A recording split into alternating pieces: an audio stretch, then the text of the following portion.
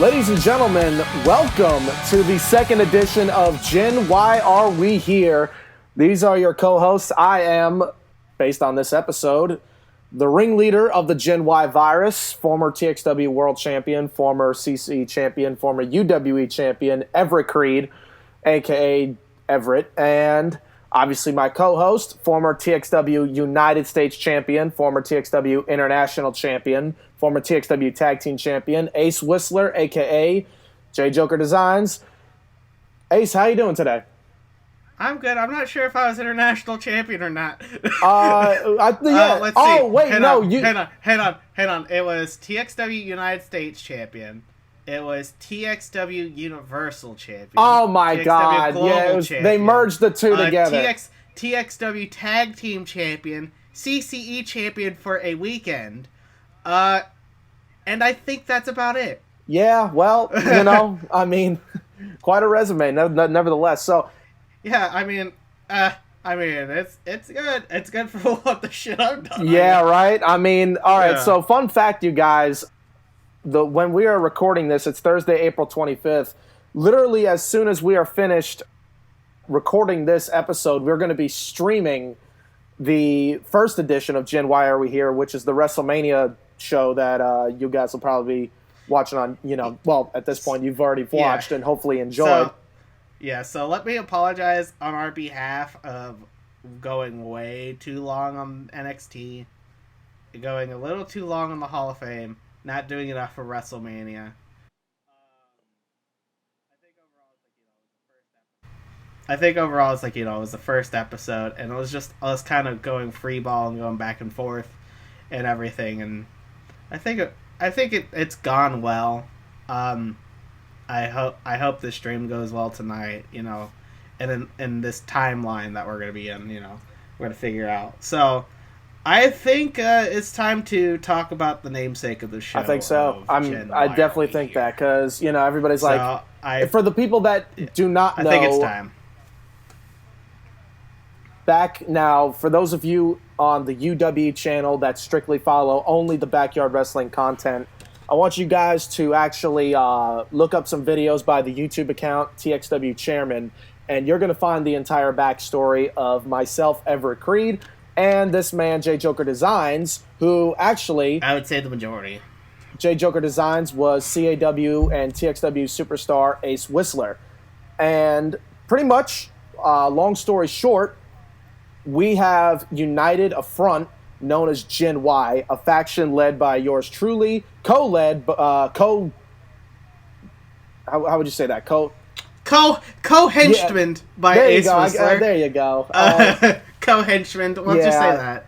Because they definitely did not run. Well, no, I was the ringleader of Gen Y. Definitely a lot of faces, and it was really an interesting faction, feuding with a lot of other guys. Now, obviously, if you don't know what CAW it is, pretty much it is create a wrestler, created characters in the WWE video games, custom storylines, custom shows, all that. You got to check it out.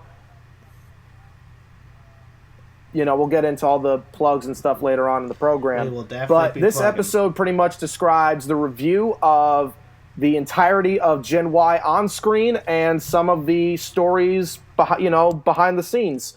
And a lot of people don't know the truth of, what happened with Gen Y, why was Gen Y created, why did it last so long, the continuity, and then ultimately, when it ended up being dismantled. Yeah. So, with that being said, I mean, we don't have to go into the beginning of my CAW career because I'm already a year in, but really it kind of started around the time that Whistler here started out.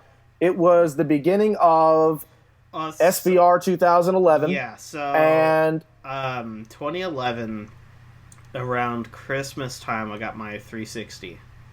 I got Xbox Gold, and then I got the little terrible mic that came with the Xbox. So, this is about when I was about 14? Yeah, 14 going on... Yeah, 14. So... Before I even came in, the character Ace Whistler already debuted on the TXW 2011 tribute or 2010 Tribute to the Troops special. he already debuted then, and so when I came in, I was tried out by Solus. I don't think many people are gonna know Solus. Keith Mason, the legend, Mr. Bear Nut, Mr. Not Funny, Ryan. We got to do a show on him. So he tried me out, and then let Shannon know, or Blind Clown at the time, know that, hey, I tried this guy out. He wants to be in. It's like, do this, and then what happened was after that was then I was given the character Ace Whistler because the guy who played him at a time was causing trouble behind the scenes, and just overall that's when I became Ace Whistler. So my first actual match as Ace Whistler was an episode of Animosity where I fought Tyron Frederick. Rest in peace, Beezy. I miss you. I know you're not dead, but you're somewhere. I hope I find you one day. Then I had a couple matches, and then the rest of the 2011 year up until now, that's all been me.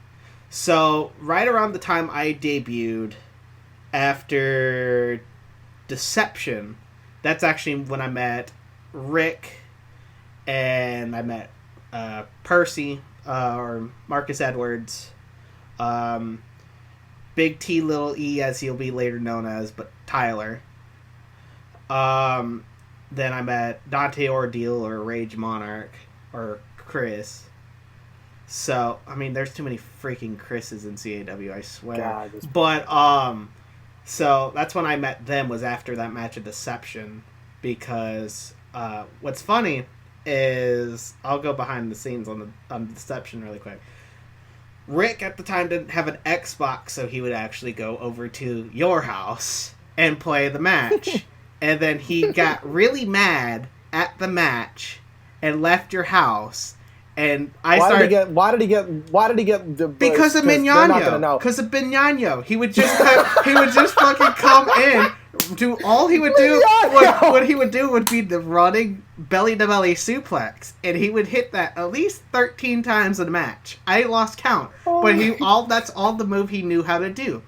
And so he got mad. He got mad that he lost because it was competitive at the time, and then he left your house. I remember he was mad, and then you had to go on the microphone and say, "Yeah, Rick just left. Sorry guys. He's a little bad. He'll probably be back sometime." I was like, I love Rick. So let's go here. So Rick Rios. For those of you that don't know, Rios real quick, in UWE was in TXW.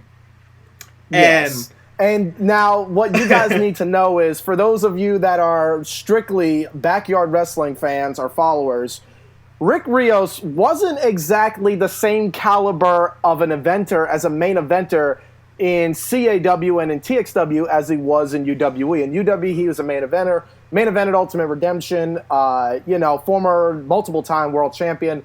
In TXW, he was, just above low card. Let's not sugarcoat it. He was pretty much Kurt Hawkins level. It was pretty bad. Not now, obviously, but So going on. So after that match, that's actually where I met you the first time, but we didn't really talk until later on in the story. So at the time, it's myself, Marcus Edwards, Tyler, and Rage Monarch. We're all talking. I forgot who spewed. I think it was Tyler who talked about the idea of making. I think Tyler was the one that spewed the idea for us.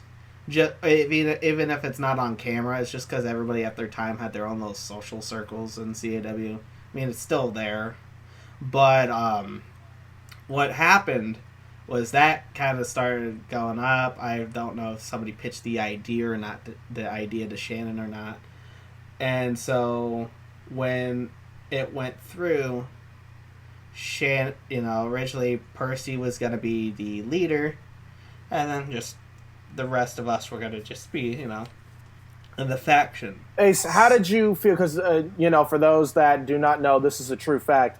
The original, and this is more so for the the TXW followers, the CAW followers. A lot of people don't know this, but Pyro Marcus Edwards was supposed to be the original leader of Gen Y. I was not introduced to the concept of Gen Y yet. Until... Ace, how did you personally feel about him leading the faction? It was 2011. I was 15. I was stupid. But at the same time, I was the best choice possible. Because if you look at... There are essentially 2 kids that probably should not be around a microphone. A dude who's playing a Russian who's from Brooklyn. And then you have Percy. And Percy is the best mic talker out of all of us. So it's like, yeah, he's definitely the leader. So, I was completely fine with it. I don't even think I ever wanted to run a faction at that time. You were content. I was content. You realized... I was like, cool. I'm on the channel. I'm having matches. I didn't care. So we'll go fast forward a little bit. So All Caged Up comes around, and the original. Well, no, this is because actually no. So I'll go. Well, going really quick. So originally the All Caged Up tag match, and the Hell in the Cell for the tag titles was going to be the team of Jacoby Vengeance. God rest his soul, bitch tits wherever you are. Maxwell Verde, the team of Maximum Vingence, versus Ace Whistler and whoever Tyler was supposed to be at the time. Long story short, Tyler didn't have his character ready, and then just got completely repackaged, and so Rick was entered the equation. So now I'm teaming up with Rick. And so this is, I think, since before then, Shannon messaged me saying, hey, we will have this faction on one condition. It is Everett is in it, and he's the leader. And I was like, cool. Wow, I didn't even know that. Yeah, because that's how he messaged me. He's like, yeah, this is Everett. You've met him before because Rick goes over to his house and plays the game. But this is Everett. He's going to be leading your faction. I was like, okay. Wow. And so that's when kind of you and I started talking. It's like, okay, And then we had the tag match with Rick. And then that did not go well at all. I got the fucking all right, shit. So I was known in 2011 as the punching bag because literally I was so shit at that game. I would just get my ass kicked. So I accepted my fate pretty quick of, yep, I'm going to lose. I'm not as good as these people. So I'm just going to try my best and see what they need me to do. And so yeah. I remember Max getting mad at Rick in the match and Jordan getting mad at Rick in the match. And then they're like, you're good, Whistler, but fuck Rick. And Rick was mad. And Rick was mad for a long while about that. Still is. I know he still is. I know he still is. Because back in October, where I came to visit you and I met everybody, I know that for a fact was brought up for Rick. He's like, yeah, I still hate that tag match that I had. I was like, God, Rick, that was 8 years ago, buddy. Let's just drop it. So actually, it was it's 7 years, but because I'm looking at it now, it's 8. Well, 2011, it must have been uploaded. It was uploaded in 2011. All right, so nevertheless, all right, so going back now to the tag match, because this is, before, I think you guys filmed this match before I was even announced as, the behind the scenes was the leader. No, you were announced after because Rick came in because you were in the faction. And you said it would be easier for Rick. Oh, right. Okay, because they didn't want to do a 4, they wanted to do a 5. Because since Tyler's character wasn't ready yet, so he kind of replaced Tyler's character at the time. Yeah, so let me give you my backstory with Gen Y, how I was implemented. So I'm behind this, this is me talking to Shannon, and,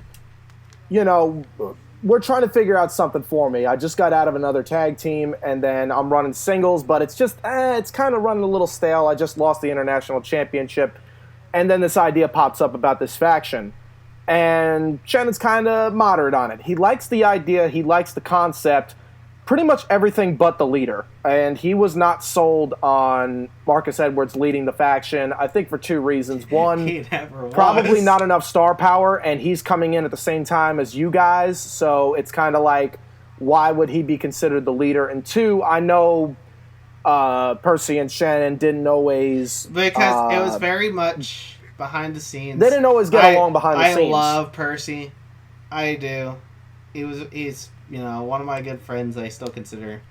But it's like, he had a fucking mouth. And it got... Yeah, he talked back at times. It caused grief. It did cause grief. Yeah. There was some problems where, you got to know your place in the locker room. You got to know, look, you're new. You got to work your way up before you could start talking back. And even so, you got to know who you're talking back to. And you got to, but I guess Percy didn't have that mentality, and that's why, he was kind of frowned upon sometimes behind the scenes. It's still a video game, and it's still a hobby, too. So I can understand why he was like... Exactly. This. Yeah, on both sides. So then Shannon comes up to me, and he says, did you hear about this new faction, Gen Y? And I'm like, yeah, and I heard that you were in it, and then Edwards and Emerson and all that. So then he says, would you be interested in leading it? And I was like... Whoa, because, I always wanted to be a main eventer, obviously, but I loved leading a faction. I never thought that I would be given the opportunity. So I see this, and I see this as a big, big chance for me to jump up into the main event scene. And then not only for that, but also for me to use my experience and my namesake and this whole faction namesake to build up other talent. So I'm like, yeah, definitely. I'll definitely be down to do it. And so this is what implements, and my only condition was, I know there's a new guy in Rick Rios. He's kind of lost in the shuffle. Give me Rick, and we can give him a little something to do. So then it's pretty much the faction is official. It is myself at lead, Dante Ordeal is the muscle, and then we had you and Emerson as the tag team, and then we had Rick Rios as kind of like I guess you could say our Randy Orton to Evolution, the singles guy that I'm trying to push up to be that, the coal being squeezed into the diamond. Eventually become the Mark Jindrak of Evolution. Well, the thing is, when you try to press coal, either it's going to turn into a diamond or it's going to just completely bust out, and it's just going to break down. I love Rick. Rick is one of my good friends, but man, at the time... So this tag team match happens, and I remember because I was there. I was at the filming of this match, and oh my god! So it's a tag team match at TXW All Caged Up 2011. I'm still haunted by the screams of Max. Part 3, guys, check this out. It's actually pretty hilarious. TXW All Caged Up 2011 Part 3. The video is 14 minutes and 46 seconds long. The matchup probably didn't even last halfway up to that. So the tag team, long story short, when you're playing a game, you gotta, you play to win in this competitive era, but you can't make it look unrealistic. You can't play cheap. You can't spam the same moves. You can't, a lot of people will do this concept called stalling, which means you kind of wait 2 seconds before you hit your move so the other guy hits the reversal too soon. And at first I'm thinking, I reviewed this match and I'm thinking, Rick kind of played a little fair. And I'm like, I don't know what Max was yelling about earlier. And then the match continues and I'm like, uh-oh. And I see some things and I'm like, you're like, this is why. Oh boy. All right. So, so this was the matchup that really decided, behind the scenes that, Rick might have gotten more of a thumbs down and you got more of a thumbs up. Because, you were playing more so to just kind of make the match look good. You knew that you and Rick weren't, going to go over here, especially with the big hype for Maximum Vingence. Nevertheless, I don't remember who eats the pinfall in this matchup. Rick. Rick takes the pin. Rick takes the pin. Now, was it from Vengeance or was it from Birdie? Max, because the end of the match was me and Vengeance outside. Okay, so Max pins Rios, and this, racks up the first victory for Maximum Vingence at All Caged Up. Now, it's sort of it's kind of sort of a thumbs down, but later in the night it turns out to be a thumbs up, because later that night there is an Elimination Chamber match to crown the TXW World's Heavyweight Champion. The chamber match consists of Shannon Silveria, at the current time, the United States champion, his protege, Shameless, Marcus Edwards, Jack Strider, Kevin the Kid, and myself, Everett Crede. Oh my God, Kevin the Kid. So, pretty much, long story short, this matchup is, it's a little scrambled, but you know what? 2011, it did good for its time. Yeah, it did. That's true, because this is about a time where I think we'll talk about it a little later on. But I will say this, though, and my only issue with this matchup was I think the eliminations could have been handled a little bit differently to tell a better story. Yeah, but at the time, and what I mean by that is All Caged Up wasn't really focused on story. It was more focused on I'm going to try competition. It was competitive. That's how it was. And this was kind of like the end of competitive.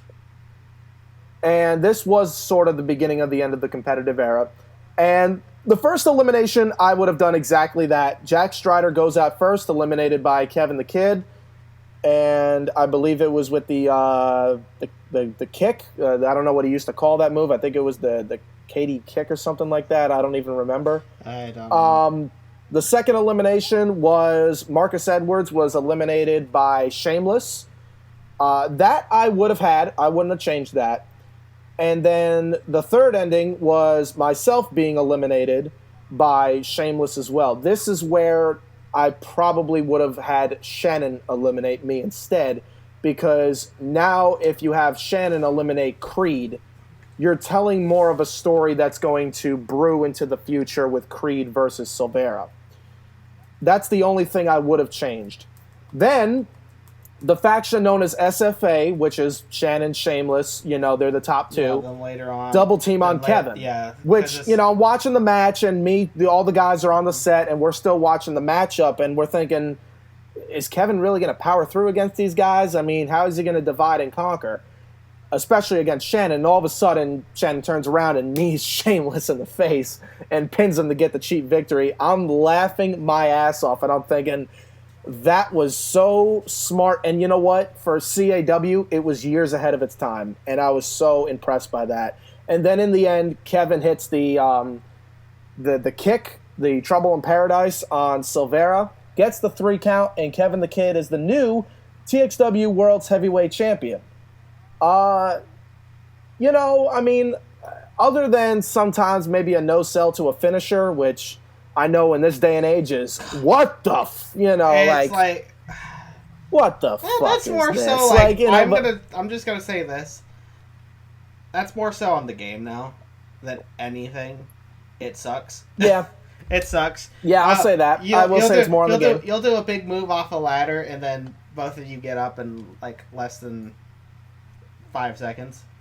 Now, in this community, this is one of the few elimination, if not the only elimination chamber match in this community, because I haven't really seen an elimination chamber.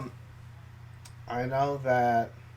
Has FAM done one? Yes, I believe they have. Okay, so FAM has done. They've had an elimination chamber, and then also New Age Horizons had one called the Iron Frontier. Yeah, I think so. Okay, so they have all had. Sorry, got to clock in my hours. Nevertheless, one of the few elimination chamber matchups. And what people really remember is after the match, Kevin celebrates with the World's Heavyweight Championship, grabs the mic and says, this is, kind of celebrating that he's the champion. Celebratory speech of like how he's finally champion. And he's cut off by, I wonder who. I thought it would be Willy Wonka to say congratulations, here's your fucking golden ticket, but it turns out it was you. It turns out it was me, and I'm wearing this neon green shirt with a Y on it, and I pretty much tell him, do you honestly think that I'm going to let this happen? Obviously, I'm going to rise some new faces of this company to victory, And that World's Heavyweight Championship will be around my waist in time because we are alive, which is if you haven't noticed, that is the catchphrase for Gen Y. Yeah. And Kevin is immediately attacked by Dante Ordeal, Marcus Edwards, and Ace Whistler, all wearing the same shirt and kicking the living Sugar Honey Iced Tea out of the world champion and leave him completely laid out in the middle of the ring. Gen Y is born. So then now we'll talk about this really quick. So the name Gen Y itself wasn't an idea that I came up with, Everett came up with. I don't think it was anybody within the faction came up with. I think that was entirely from Shannon. It was Shannon came up with the name Gen Y. I do remember because I was watching an old podcast and you actually said Shannon came up with the name Gen Y. I know he did, which is good. Thank God he came up with the name for it because I have a feeling if I was naming it in 2011, it would have been really dumb. But so that stuff happened. It was alluded to the fact that also at the time, Robin, Storm, and Crush were going to be in this Elimination Chamber. And so let's peel it back the curtain a little bit. They left before they filmed that Elimination Chamber because they returned on an episode of Sacrifice. And then right after Ryan left, because this is when Solus left TXW in 2011. And that's when the Animosity brand was over. It was done, and then Crush and Robin came back. They won matches to qualify for the chamber, and then by the time that the filming for All Caged Up happened, they were already gone again. So they alluded to the fact earlier in like the pre-show that Crush and Storm were jumped, and then that's where Percy got an entry into the chamber, and I believe Shameless got an entry into the chamber. No, I did. Shameless was already in. It was myself and Shameless. The idea was that Gen Y jumped Robin, Storm, and Crush to enter the we kind of did what Edge did to Kofi Kingston back in 2009, only behind the scenes, and we jumped them and beat the hell out of them and took their place in the chamber. You two were in the match. So now let's go to episode 35 of Sacrifice. I believe that's when we did our promo. That was my first. That was my first promo. I remember being nervous as shit about it, and then that's when I think that's when you talked to Shannon. It's like I think Whistler needs to be second in command. Yep. So pretty much, I told Shannon, I want to build these guys up on the mic. I want to give them opportunities to talk on the mic. He said, you know what, that sounds like a good idea. Mm-hmm. So I said, let's take Dante Ordeal and Whistler, because we know Marcus Edwards is going to probably get more time on the mic anyways. Let's get some new faces. So me and Shannon are kind of playing scout a little bit, and we're kind of seeing, okay, who's going to stand out, who's going to be kind of fall into the dust. So I build you up, I build you up with these very corny catchphrases. I think I called Dante the Soviet solution, the communist killer himself. Yeah. Dante Ordeal, and then I think I called you the... I told you the nickname I wanted to use. And I liked the pace-setting ace, but instead, for some reason, I thought it was a good idea to say the quote-unquote flashing, bashing, pace-setting ace. Yeah, what was I thinking? I still hate What you. was I thinking? I still hate you for that. What was I thinking? I don't know. But long story short, that's when Ordeal cut his promo, and then I cut my promo, and then I is it bad that I remember exactly what I was doing when I cut this promo? Because I remember what were you doing? It was the summertime, and I was actually at my grandparents' house, and so I'm in their spare bedroom, in their guest bedroom, cutting this promo. And I was like, I remember I was nervous as shit. I was standing up. I had my controller in hand, and I had my headset on. This is when I bought, like, my first pair of Turtle Beaches. And so I was like, okay. Did the promo. I don't know if I should... You did the promo, and you're like, that was really good. And then Shannon heard it, and then he's like, okay. And they're like... And I remember a week after that, I'm playing a Money in the Bank match with a couple people. And then Shannon messages me saying, "Hey, Everett's not here, and I really need this promo for the double debut match of Matt Mosley and Tyler Emerson." So this is Tyler's character now actually coming into Gen Y. He's like, "I need a promo. I need you to say whoever's winning this match, do it." I was like, "Okay." And so Shannon and I were in a private chat, and he's like, "I'm gonna record you right now. Just say the first thing that's on your mind." I was like, "Okay." And then I did the, whoever wins. I remember seeing that. So going back to the first promo, because I remember, it's funny, because I remember what I was doing. I was in the, oh my God. I was in a room that I hold very dear to my heart, because it's a room that sealed the deal for me one time. So nevertheless. The bathroom. Wasn't there? Let's not. Nevertheless, so roll tide. So later on, I'm in the room with, I'm in this downstairs, guest room, and I'm talking to Shannon. I'm like, because we have I don't know if we have our mics cut. I don't know what it is, but I think maybe it was after. And I pump up Ordeal, and I'm like, this is your time to get, spit it out. And he's just, hang on. So this is where I'm gonna go. Billy Gunn once again over-promising and under-delivering. How did you know? I was thinking the same exact thing. It's like word for word. You build him up. It's like looking at a commercial for Burger King, and then you just get this shit of a sandwich. It's like that. It's like you did everything you could, and what happened is they found out, dude, this dude from New York is playing a Russian, and he's not even putting on an accent. I was waiting for this monster Russian accent. I was waiting for this brutish voice, and then he comes normal in, dude, and he sounds like he's from Harlem, and I'm like, my God. I think it was Queens. I'm like, all right, that was a loss. It's like, and then he talked with like his mic so close to his face. And where they start talking like this and you can't understand what exactly they're saying. Yeah, it sounds like they're doing the world's worst Bane impression. Good Lord. So it's like, oh, man, and I'm guilty of it too. So, but well, I remember exactly what you said. Oh, I remember. Because then I remember it's on the lines of, you expected me to be at the bottom of the pan waiting to dry up.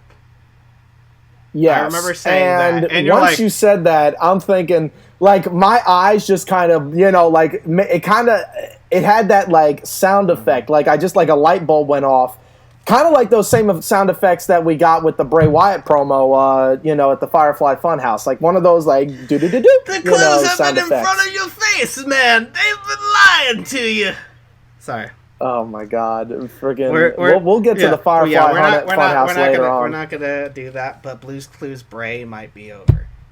But nevertheless, he's over. All right. Yeah. So, million views in less than 12 hours. So, good Lord. Continue. But then we go to you.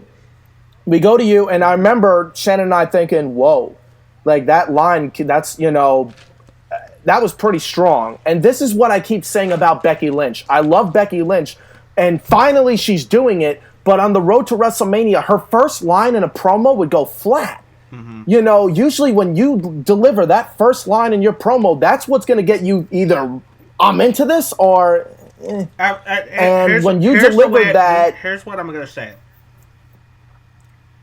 It's a lot like... People are going to hate me, but it's a lot like writing a paper. You need to captivate your audience first.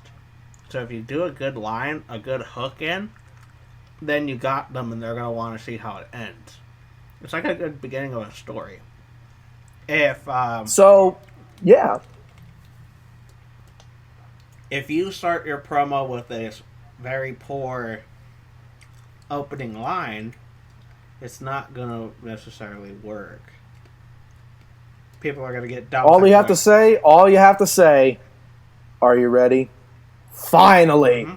Those two words right there, I rest my case. Yeah. So you say, you expected me at the bottom of you all saw me at the bottom of the pan waiting to get dry. And I'm thinking, okay, he's got lines.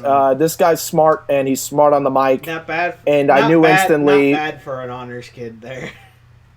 Yeah, right. So and then you pretty much say that I knew Creed was the future of this company when he took out that sympathetic fool A fine, and now here I am standing next to God himself, and I'm like, he's delivering a lot. What's one way I could turn this? I was like, let me talk about myself on how one day I'll be up into his level, and then you cut me off, and I was like, yes. Cut you off instantly. I'm like, all right, I'm going to stop you there. I was like, yes. I was like, because I wanted to come off as a conceited douchebag.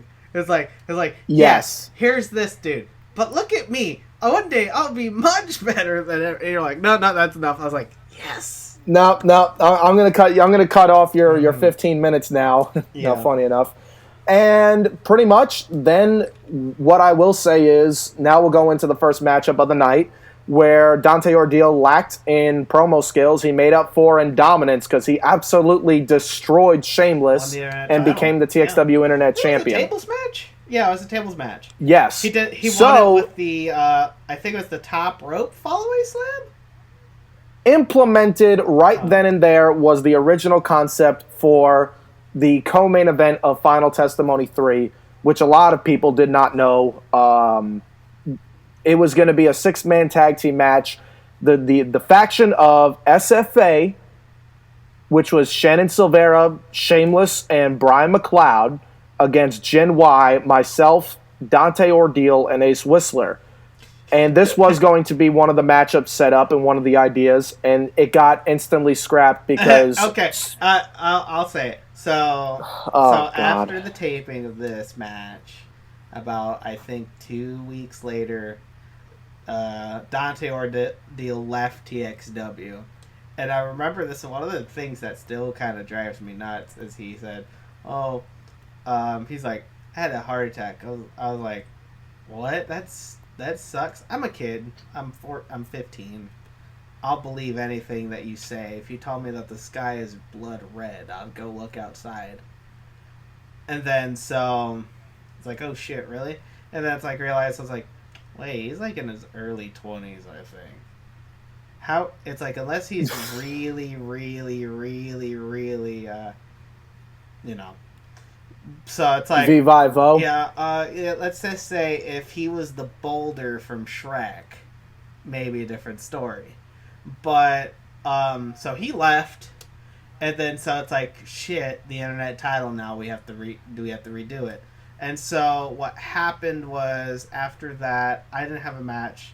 We had the double debut match of Matt Mosley and Tyler Emerson. That's where I cut the promo of whoever won. Because I know how I felt about this match, and I'm thinking to myself, oh my god, please, Tyler Emerson better win this. I was like, I know that they recorded the match beforehand, and I was like, I had to ask Shannon, I was like, who won? And he goes, Tyler. And I go, okay, thank God. Like, I'm sorry. Because the idea is the winner joins. Yeah, because the winner joins, and I think that's the reason why I had to cut that promo, because if it was just a double debut match and Mosley won, it wasn't going to have that promo. But since he won, it's like... Exactly. Shannon's like, well, let's just kill two birds with one stone, make it whoever wins becomes in Gen Y. And it's like, okay. Gen Y, so that's when Big T, Little E, Tyler Emerson was in Gen Y. So then... All right, let's talk about Tyler Emerson real quick, because this is the Tyler Emerson portion of the show. Yeah. This character was very unique, very Jersey Shore-like. Mm-hmm. I really, really, really enjoyed his theme song, which was Digital Animal. Yeah, because he first used Skrillex. I think he used My Name is Skrillex. Yes, I think he did. And then he used Digital Animal, because that's when Shannon liked Breaking Bad at the time, and that's when... that's still one of the songs I still listen to. Is Digital Animal. That's where he got it from? I didn't know he got it from Breaking Bad. It was in an episode of Breaking Bad. It was in an episode where Jesse Pinkman's all by himself in the apartment after like a party, and that song is playing. It's kind of like his mental breakdown in a way. So it's really good. But and all of a sudden, blink blink light bulb. We could use that for Tyler Emerson's music. Mm-hmm. I love how he beat Mosley. If you haven't seen this, check it out. TXW Sacrifice episode 35 part 2. Ace Whistler shows up on the Tron and explains that the winner of the match joins Gen Y. Pretty decent matchup. And then Emerson wins with, I kid you not, a fist pump DDT. I can't get over that. That's hilarious. I remember the creation of that move, and I remember when Shannon's like, "Here's Tyler's character," and then him showing me the move. I fucking lost it. I laughed my ass off. I was like, "This is too good." I was so happy because I knew he was in my faction, and I'm like, "Oh my god!" With Tyler getting in, now we had just about everybody, which is funny because Tyler came in and then Ordeal left, and then that's when I think it's on the next episode of Sacrifice, or the episode, or that same episode. Well, let's talk about, before we talk about that, we're going to talk about one of your favorite matchups of all time, because it actually is on this episode. So it turns out I know we jump KDK. Well, funny enough, we don't, but we find that out later in the future. But Jack Strider looks to check up on KDK, and there's a new general manager that's going to be announced for this show. It turns out to be TXW former TXW World Heavyweight Champion Smash, and he sets up a tag team match with myself and a member of my choosing against, Smash and Strider. So I'm thinking, okay, this is perfect. This is where it became Big Show for a night. This is where you became Big Show because you stepped over the top rope because Shannon did not want to pass up the Chris Jericho motion for me, but that kind of sacrificed a bit, no pun intended, because you would put your leg over the top rope. That's great. If you haven't seen it, obviously you see the Jericho entrance in our signature in the beginning of the show. That's it. But so we don't put the leg over the top rope though. But damn, I did not know Ace Whistler could pull that off. Crash Holly was allegedly 400 pounds. Why can't I be allegedly 7'2"? Oh my! But you're allegedly 7 feet tall. This is good to bring up So this is where you and I. So Gen Y versus Smash and Strider. This is a tag match where I fucking died. I take the best spot of my career in this match, which is at the time. This is why SVR 2011 will be remaining one of my favorite games. Is because of the weapons physics. That's what they marketed and everything. And that's why every match in TXW at that time was TXW Extreme Rules. Is because everybody loved the way that the weapons interacted. So there's a part in the match where I believe you bring in a pair of steps. Oh no, I bring in a pair of steps. And it's there. And we do a couple moves, and then sure enough, the steps kind of lean up against a rope, and the edges of the steps, like the part that goes into the turnbuckle, or around the turnbuckle, is standing up. And Strider gets the good idea, I'm going to press slam him into him. And so sure enough, he gets me in the Ultimate Control SVR 2007 fucking press slam and throws me on the steps. So We Are Alive became I Just Died in that one. And so... Oh, and that's not all. And then later on, he actually delivers a Hell's Fury onto the steel steps, which is his finisher, and then I get the last ride. And then I got a lethal injection on there, too, thanks to Smash. Let's just say me and Steps go together like oil and fucking a butane torch. Not great. The lethal injection is also what you guys know as the Sister Abigail. The Hell's Fury is the last ride. And just watching over, it was spots in my life. So let me peel back the curtain a little bit. This is the third take on this match because we had a take where somebody lagged out of the match because this is when netcode on SVR games was pretty shit. We'll go back in that 12 later because we're gonna have to talk about the 2012 hiatus. And then with also the second match, there's an incident that happened where Smash got glitched into, I believe, a chair or the steel steps. I think it was the steel steps. Steel steps. And he was going all over the place, and we had to cut it. And so I'm laughing. He literally ran all over. He glitched all over the arena. Me and Everett are laughing our asses off. Shannon's pissed off. Kyle's laughing. Oh, he was so heated. And Smash is just perfectly calm.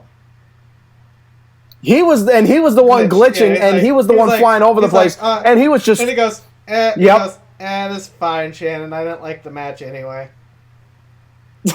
And so Smash was cool breeze, man. He was too cool for school. That was the one of, I think, 2 times that we tagged.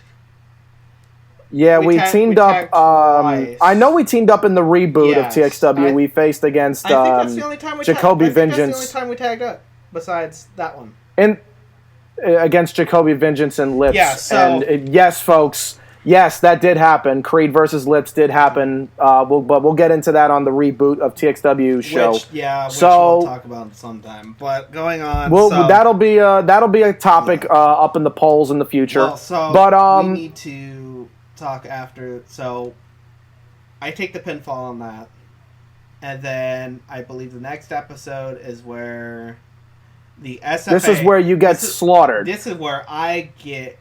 No. My bad. No, the next episode is we're jumping forward through time. We need to talk about this is the episode where I win the United States title from Shannon. Yes. By a technicality. So let's go over here that my first title win. The original idea for the match was going to be a U.S. title tag. It's going to be a tag match between Shannon and Shameless versus Emerson and Whistler. So this is when me and Emerson kind of became a tag team for a bit. And then loved that tag team, by the way. Loved it. I love the entrance. Where you did the Miz and Morrison entrance. You used the Miz and Morrison entrance, and it looked great on you guys. So you did the Morrison, he did the Miz, and it looked golden. But it didn't look like a ripoff of Miz and Morrison. It was great. What happened was Shannon was looking to drop the United States title because he's going up to the main event picture. So what happened was the tag match was set up and the U.S. title was going to be on the line. This is at the time where something was going on with Shameless and he couldn't play the match. So Shannon goes, okay. He's like, I'm not doing a handicap match. What if Gen Y attacked Shameless before and you hold up the show hostage and get the United States title that way? And it's like, it's a cowardly way, and it's a way that was never really done in wrestling in general, winning the title by forfeit. I was like, okay, so that's what happened. And then this is where my mic skills kind of started tanking bad. I cut this really long rambling promo. I hate that promo so much. And then, long story short, Nathan Scott awards me the United States title because Shannon Silveria is refusing to compete in that match. So then at the end of the episode, I think you actually fought Strider, lost to Strider. Yeah, a new Jack Strider that is no longer the biker Jack Strider, but now he is. Trunks. He went to the Trunks, new attitude, he pretty much turned heel. Yeah, so then after that match, then there was a camera cut right before the end of the match, or it's after the match where SFA after the match. It's SFA, so Shannon, Max, and Jacoby attack Dante Ordeal in the parking lot. Ends with a CDT on the fire extinguisher. That's how Dante Ordeal was written out after he left, and that's how the internet title became the internet title gets done something else. I think that's when we just stopped using the internet title for a bit. Well, I remember the classic line. Well, this is what, because I remember the line in it. It's, you pussies in Gen Y. You wanted a war, you got one. And that's when the SFA Gen Y feud began. So then the next episode comes out, and I shit you not, this is when SFA comes out, and fucking Maxwell Murdy's claiming himself to be the hero of America because fucking Dante Ordeal, since he was Russian, they said they wanted. He videotaped the attack, and this was the exodus of Dante Ordeal, and this was also the implement of SFA versus Gen Y that would happen at Final Testimony. Yeah. Creed, Whistler, and Emerson now against Silveria, McLeod, and a returning Shameless, but obviously that idea would later get eliminated for reasons we'll explain later on. So that happened. So that feud's set up, and then we go to. So then Shannon comes out. I'll go through this because this was I remember this promo. You got a better memory of this than I do. SFA comes out. Verdi's got an American the SFA's colors are red, so they're wearing the red. Shannon comes out with McLeod and Maximum Vingence. Verdi's wearing a purple helmet. It's freaking hilarious. It's an army helmet, and it's got the American army flag, helmet. Yeah, saying he took out because he took out. Because he proclaimed Shannon when he gave the CDT on the fire extinguisher the face of a true American hero. Yeah. So then Shannon pretty much says, that he's going to demolish Ace Whistler later tonight in the steel cage. Oh, and I got that story. Oh, and then after he was done with Whistler, he was coming for the rest of Gen Y. And Creed, your name is on the top of my list. When he said that, I knew this was going to be the biggest rivalry in my entire career. And I was right. To this day, I was right. And I knew this was going to be where I was going to be put at my full potential because I am in a rivalry now, a faction versus faction rivalry with the biggest star in TXW history. Mm-hmm. So this is where it gets good. Now we get into a steel cage match on the third part of that episode. So let me talk about that. Whistle, what happened here? You were... So, do you want the absolute honest answer, or do you want the... Yes. Okay, so the absolute... Of course we want the honest answer. This is Gen Why Are We Here? We're not bullshitting. This is where I realized, oh man, I can't really do this stuff that I've been put up to do. This is when I'm still shitting the game, and this is where Shannon's like, okay, we're going to have this cage match. And I go, oh, fuck. And this is where, I had, pure on stage fright at this point of playing matches in CAW. This is why I was very tightly wound up because I was just a nervous wreck. So I'm in the match. We're doing the match, and Shannon's doing this, and he goes, "Why aren't you fucking fighting?" And I go, "'Cause I'm trying my best, and my best ain't good enough today." And Shannon proceeds to yell at me over the mic, and this is when he's like, what the fuck am I gonna do? You're the fucking United States champion. And I was like, yeah, but at the same time, I know this is a fight I'm gonna lose. I was like, I will try, but that's when Shannon was full on competitive, and that's when I was like, I was fucked. I was like, okay. When he's full on competitive, man, you don't stand a ghost of a chance. So I get the shit beat out of me in the cage. Shannon's pissed off at me, and so because my promo on the episode before bombed, and then he's like, he set up the United States title to be a prestigious title, and I'm gonna fuck it up. So this is hence why I was on Back Into Your System. Or anything like that was because I was fucking up at that time, and I definitely was. So then it goes to Back Into Your System. Shannon wins the Tri-Tables, Ladders, and Chairs match between him, KDK, and were you in it, or who else was it? I was not. I was the only one that wasn't in it. It was Jack Strider. Okay, and so that's when this was This was kind of because I think. And then they wanted to keep me out because they were setting up they wanted to keep me out of the hair because they were setting up for me and Shannon in the future. So this was kind of a Gen Y list pay-per-view because the only person that competed on the pay-per-view that was in Gen Y was Percy, and he fought Tom Bomb for the hardcore title. And then the hardcore title got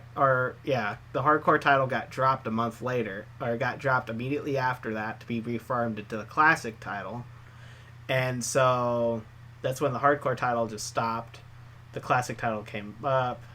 And then, so after that, that's what set up the beginning. So Shannon wins the Tri-Tables, Ladders, and Chairs match Back Into Your System.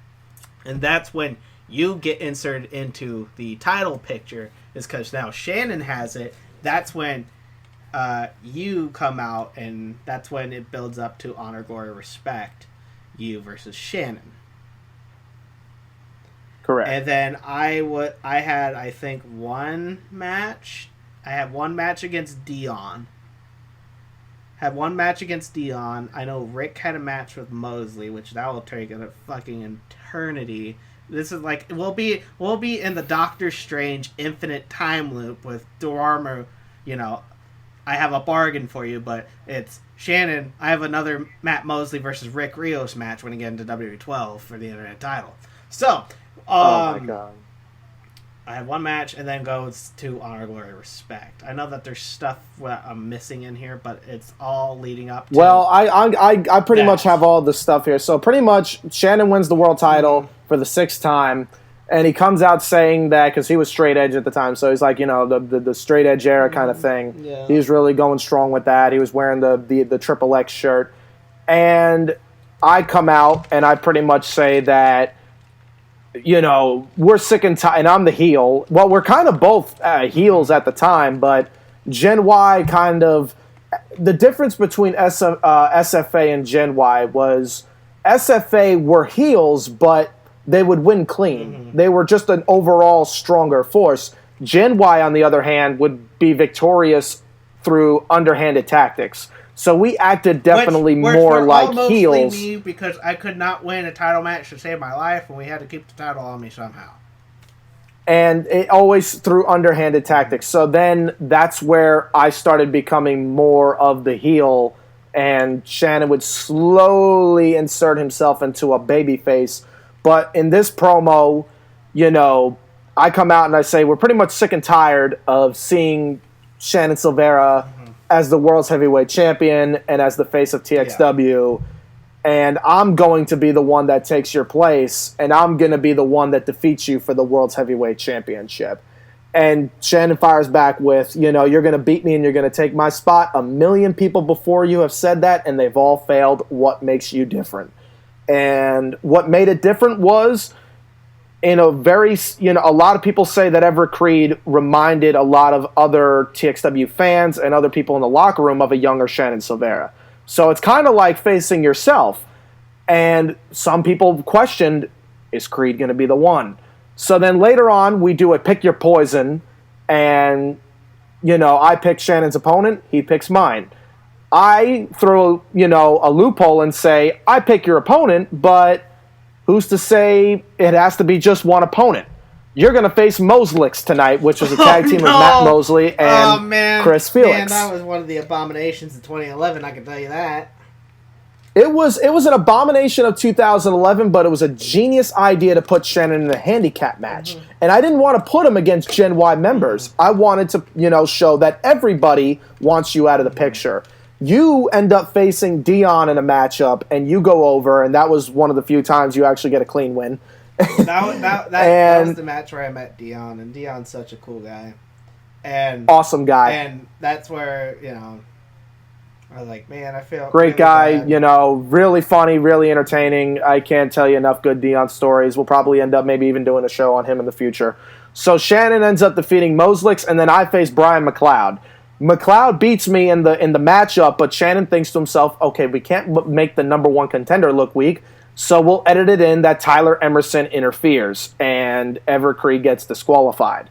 So then another underhanded tactic by Gen Y. Now we're definitely looking more like the heels, and SFA is more the baby faces. On the 39th episode of Sacrifice, I come out with Emerson saying, I don't know why you people thought that Brian McLeod was going to beat me. I've beaten Brian McLeod twice in my career, and he doesn't stand a chance against me, just like Silveria doesn't stand a chance against Tyler Emerson later tonight. Shannon faces Emerson for about maybe 3 minutes, and then I steal the World's Heavyweight Championship, and I run out with the title like a complete pompous asshole.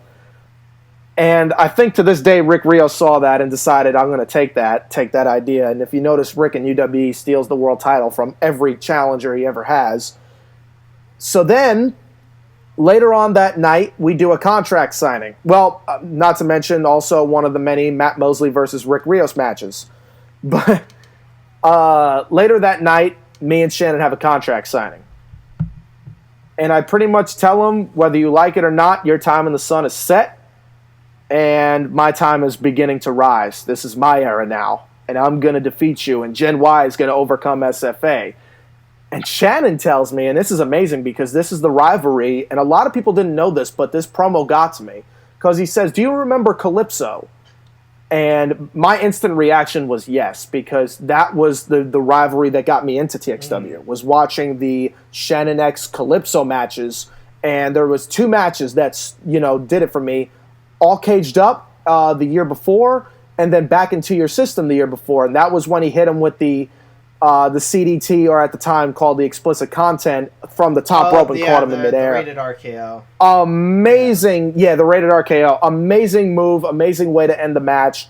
And I'm thinking, wow, this guy's really, this is a really cool character. So it comes full circle now, me being a fan watching that match, and now he's mentioning that match to me across the table as we're signing the contract for my championship match against him. It was really cool, and then pretty much we can't we can't physically harm one another until the match, unless we are put in a tag team match. Yeah.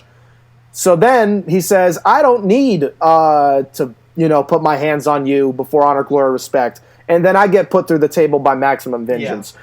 Awesome promo. If you guys want to check it out, TXW Sacrifice episode 39, part 4 out of 4. I loved it. It was really cool. I really enjoyed this SFA Gen Y rivalry that started to boil down now to Crede versus Silveria, and it started turning into where it was going to be the main event of Final Testimony was going to be Jack Strider versus KDK, and then it was going to be the co-main Crede versus Silveria in a grudge match. But what happened was KDK, I think for whatever reason, wasn't as available as much, and Shannon had less faith in that matchup. So we decided to make it a fatal 4-way for the World's Heavyweight Championship between Kevin, Strider, myself, and Shannon. And we'll do the one-on-one match at Honor, Glory, Respect. So this is where Honor, Glory, Respect comes in. So this is also at a time where we have a bunch of new faces in TXW due to Ryan, that we mentioned earlier, really screwing over a lot of the dudes in another league called PNW. And then they come over. Oh my God, PNW! You guys want to? So this is when they came in. This is where I actually met Danny or Nine, who's still one of my good friends. Then we also had like Tony Roulette and all that stuff. You know what? I don't know the next time we're going to talk about Nine. Maybe on our Final Testimony 3 show. But real quick, and I'll let you talk about it too. When I saw Nine's debut, I was facing Shannon for the title. And this was when Nine made his debut. Honor, Glory, Respect pre-show, part 1 out of 3. He faces Dion Diamond, and I see this character, and he just looks I'm gonna say this. Shannon likes your character when he puts a Korn song on it. I'll say that.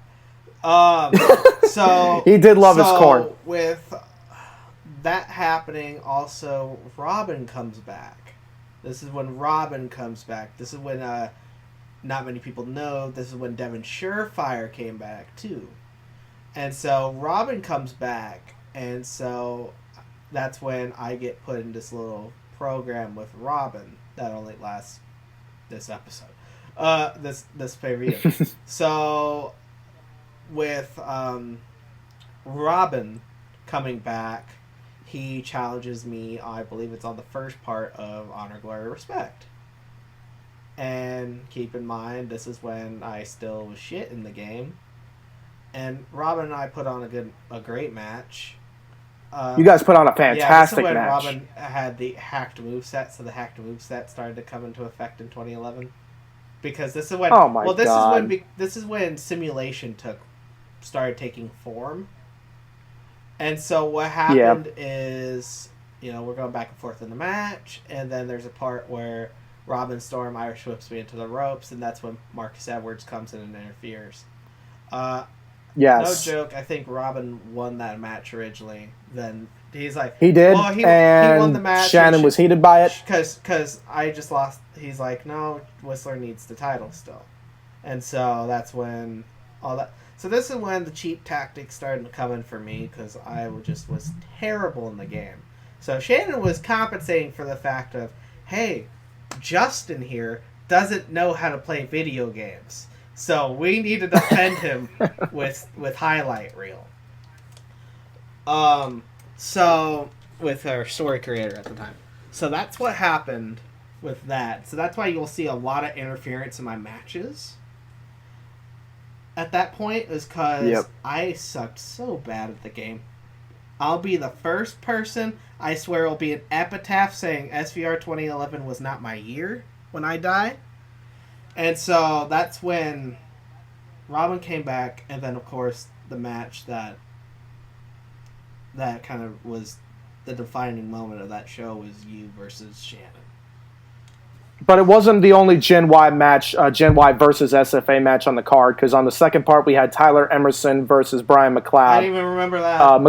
I did not even remember McLeod went over, and, which made sense. McLeod's a super heavyweight, badass redneck, and... Holy shit. Yeah, that happened on HGR Part 2. I did not know. And then... But, yeah, no, later on that night, it was the first real matchup, real hyped-up match for Crede versus Silveria. And I'll be honest, this is my favorite match that we've ever done. And, going on a story about this match, I'm not going to go too long because we're probably going to end up doing an Honor, Glory, Respect show. I want you to go on about this really quick because I want to get the insight about this. Okay, so pretty much, long story short, I knew that Shannon and I were going to be in the main event of Final Testimony anyway. And then I'm kind of like, more so saying, you know what? If it turns out I win, but really I'm not playing to win here. I'm playing, if you win the title, if you retain, that's fine.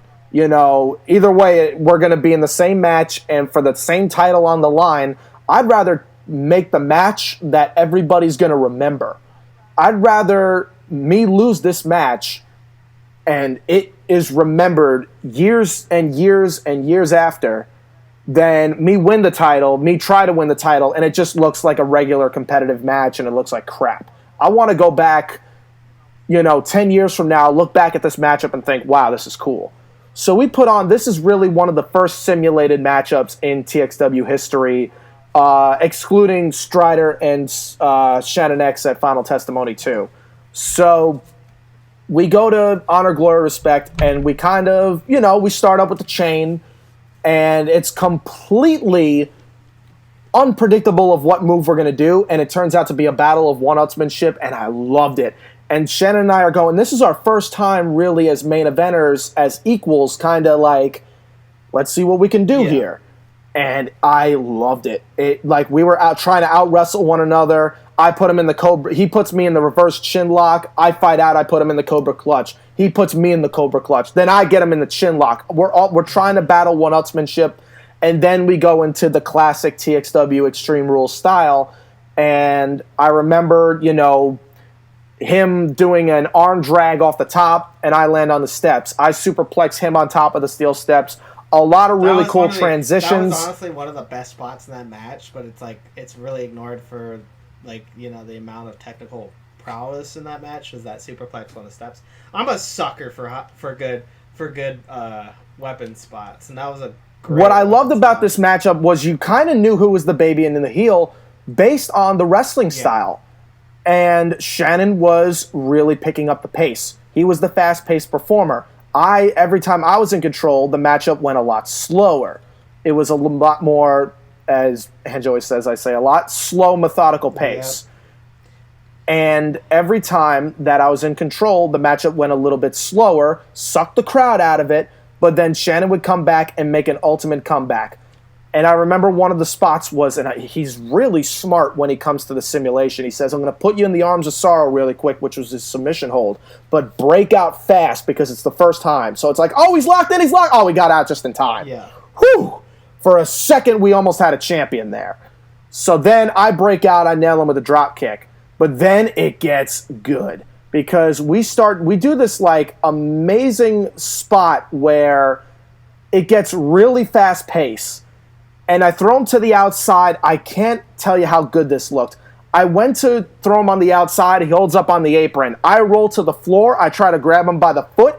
He kicks my chest. I go down. He does the springboard, beautiful disaster kick. I eat it perfectly. And it could have looked really ugly and it could have busted the whole match, and it clicked perfectly. And we're like, okay, we're rocking and rolling here. So then one of us brings in the table, and this is where it starts getting good because, well, it's good throughout the whole matchup, but now I'm starting to get the offense strong. And I set up the table, and one of my moves is the Creed's Call, which I don't know how to pronounce this thing. The Creed Slam. Oh, my God. So, yeah, the Creed Slam. So it's I'm going to mess up this pronunciation bit, but I think it's called the Grenoclasm or something like that off the top. Yeah, it's the Gronkoclasm, something like that. Something like that. So I set him up, to the top rope, and then the table's perfectly set. I'm telling him I'm going to do a Creed's Call through the table. So I set him up, and then I hit signature, and instead Creed lights the table on fire, and I'm like, oh no. And then I'm like, well, no turning back now, Shannon, and he eats it. And I do the Creed's Call through the flaming table. Boom! I put Shannon right through the fire and the flames. Amazing move. And then I realize I have a finisher. I jump up to the top rope. Shannon, not knowing this, is saying, he's like, Everett, what the fuck are you doing? You just put me through a flaming table. Go for the cover. I'm like, I got it. And I told him, no worries. I got the code of Creed. I got the finish. And he's like, oh, okay. It was just like, oh, okay, go for it. And, so I'm like, all right, I'll go for the code of Creed off the top. And I hit the finish. Boom, code of Creed, which is the corkscrew elbow drop. I go for the cover, long 2 count. He kicks out. And then he says, we'll do the rest on the what do you call it, the story designer, the highlight reel. So then he gets up and he sets up perfectly for the Creed Cross. And the Creed Cross I hit on him is used in the introduction. Amazing. Spiked him right on his head. Nailed him with the Creed Cross, got the 2 count. And I'm thinking, damn, he kicked out of that. And then immediately he comes out of nowhere with that CDT and pins me for the 3 count. What did you think of the end? What did you think of the overall this matchup on the outside? What did you think about this Creed-Silveria matchup? Overall, on the outside, I enjoyed it. It's been years since I watched it, I'm going to be honest. But I remember enjoying the hell out of that match. I would watch it, like, no joke, I think once a day for a solid month until new content came out. Well, we watched it recently because we watched HGR about a month or 2 ago. No, we watched All Caged Up. We didn't watch HGR. We didn't watch it? I thought we watched HGR as well. We just watched the pre-show. We just watched the pre-show. Oh, yeah, you're right. We just watched the pre-show. That's all we did. So with that match, then with that match being what it was, it kind of set up to Creed is in the main event. This is when you got put in the main event. Well, a lot of people, because there was a lot of fans now that were, even though I was the heel, there was a lot of fans like Creed deserved the W. He did the Creed's Call, and then he followed up with both of his finishers. Mm-hmm. And a lot of people think, wow, that was kind of a no-sell. But you know what? At the same time, though, if we're telling the story of Silveria has to retain, what a roller coaster ride. Yeah. I just hit him with everything I got. But you know what? If the match went on another 5 minutes and then he hit the CDT, maybe I would have said, you know what, that's a little, it kind of makes me look weak. But the fact that he had to hit that CDT right then and there, with the last gasp of energy, he had to hit it right then and there because he gave it all he got, and it was enough. It was the perfect hit. It looked good. And I really enjoyed how it was the Creed's Call through the table, the code of Creed off the top, the Creed Cross, and it's like, oh my, and I'm not to mention, it's kind of like that Ali thing where I punch myself out, and I'm hitting everything I got, and I'm winding myself, and then I get winded out with the Carolina Death Trip. I thought it was a beautifully told story. This is where all the fans comment. Malik Edwards put, personally, Creed deserved the win. It was a great match, all that. Maxwell Verdi puts, Creed deserves the world title. Whoever disagrees is fucking dumb. He's proven himself completely best on the mic, and over this year has become very entertaining in his matches. Most improved call wrestler, Everett Crede. Where are the This Is Wrestling chants when you need them from a Marcus D? A lot of people were really sucked into this matchup, and it really was one of the first matchups where it wasn't, oh, wow, that was a big win, or that was, oh, so-and-so. It was awesome match. What a match. Great match. And that's what I wanted. And I enjoyed that. But after the matchup, Strider came in and gorilla pressed me out of the ring and looked eye to eye with Shannon, looking like it's going to be him and, Silveria Strider one-on-one in a rematch. So this is where I think after HDR, I don't even compete in a match. This is where the final testimony plans originally get, because originally you were going to face Robin for the United States title, and I was going to face Kevin, Strider, and Shannon in a fatal 4-way. I think Max was supposed to face Vingence, Marasco versus Zeminski, and a lot of those matches got scrapped because of the influx of people leaving TXW. That's where all that happened. So after HGR, right after the last episode of Sacrifice before Final Testimony was released, that's when you had Max, McLeod, Devin Surefire, Robin, Zeminski, and Marasco. And there's one more person, I forgot who left. But they all leave. The influx... Kevin. Yeah, Kevin left.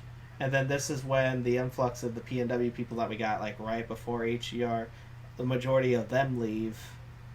And so now we're working with a roster that the main card of FT3 has been halved, at least. So this is where I remember sitting in a party where we had to redo all these matches. This is at a time also where we get another person on board by the name of Rambo Panda. I'm just going to refer to him as that. I'm not going to refer to him as his character. So this is when he comes in, and then this is where Shannon's trying to figure out the international title, and I say, how about we just merge the U.S. and the international together as one? As the Universal Championship, which we came up with before the WWE. Yeah, so the Universal Championship was an idea that I said was like, why don't we just call it the Universal Championship? It was it was used in the AAA in Mexico. I was like, we might as well just use this. And so that's when the Universal Championship, and that's when I was like, oh, I'll fight him. And so this is where that match took place. This is when that fatal 4-way turned into a triple threat, and I was in a cage. That's when another person came back, which is who we referred to early on, who left earlier in the year. How I fitting. At the end of the year, he comes back. That's when Solus came back to TXW. And then, so that Money in the Bank became Vingence, Shameless, 9, and Solus. Became a fatal 4-way. Instead, I think it was going to be originally a 6 or an 8. That was the only match that didn't feature a Gen Y member, because we'll talk about the Gen Y. The Internet Championship was brought back because Mosley faced Rios. That's when Gen Y. That's when the team of Marcus Edwards and Tyler Emerson fought the E-Lee Connection, the team of Eli Edmond and Omega Lee.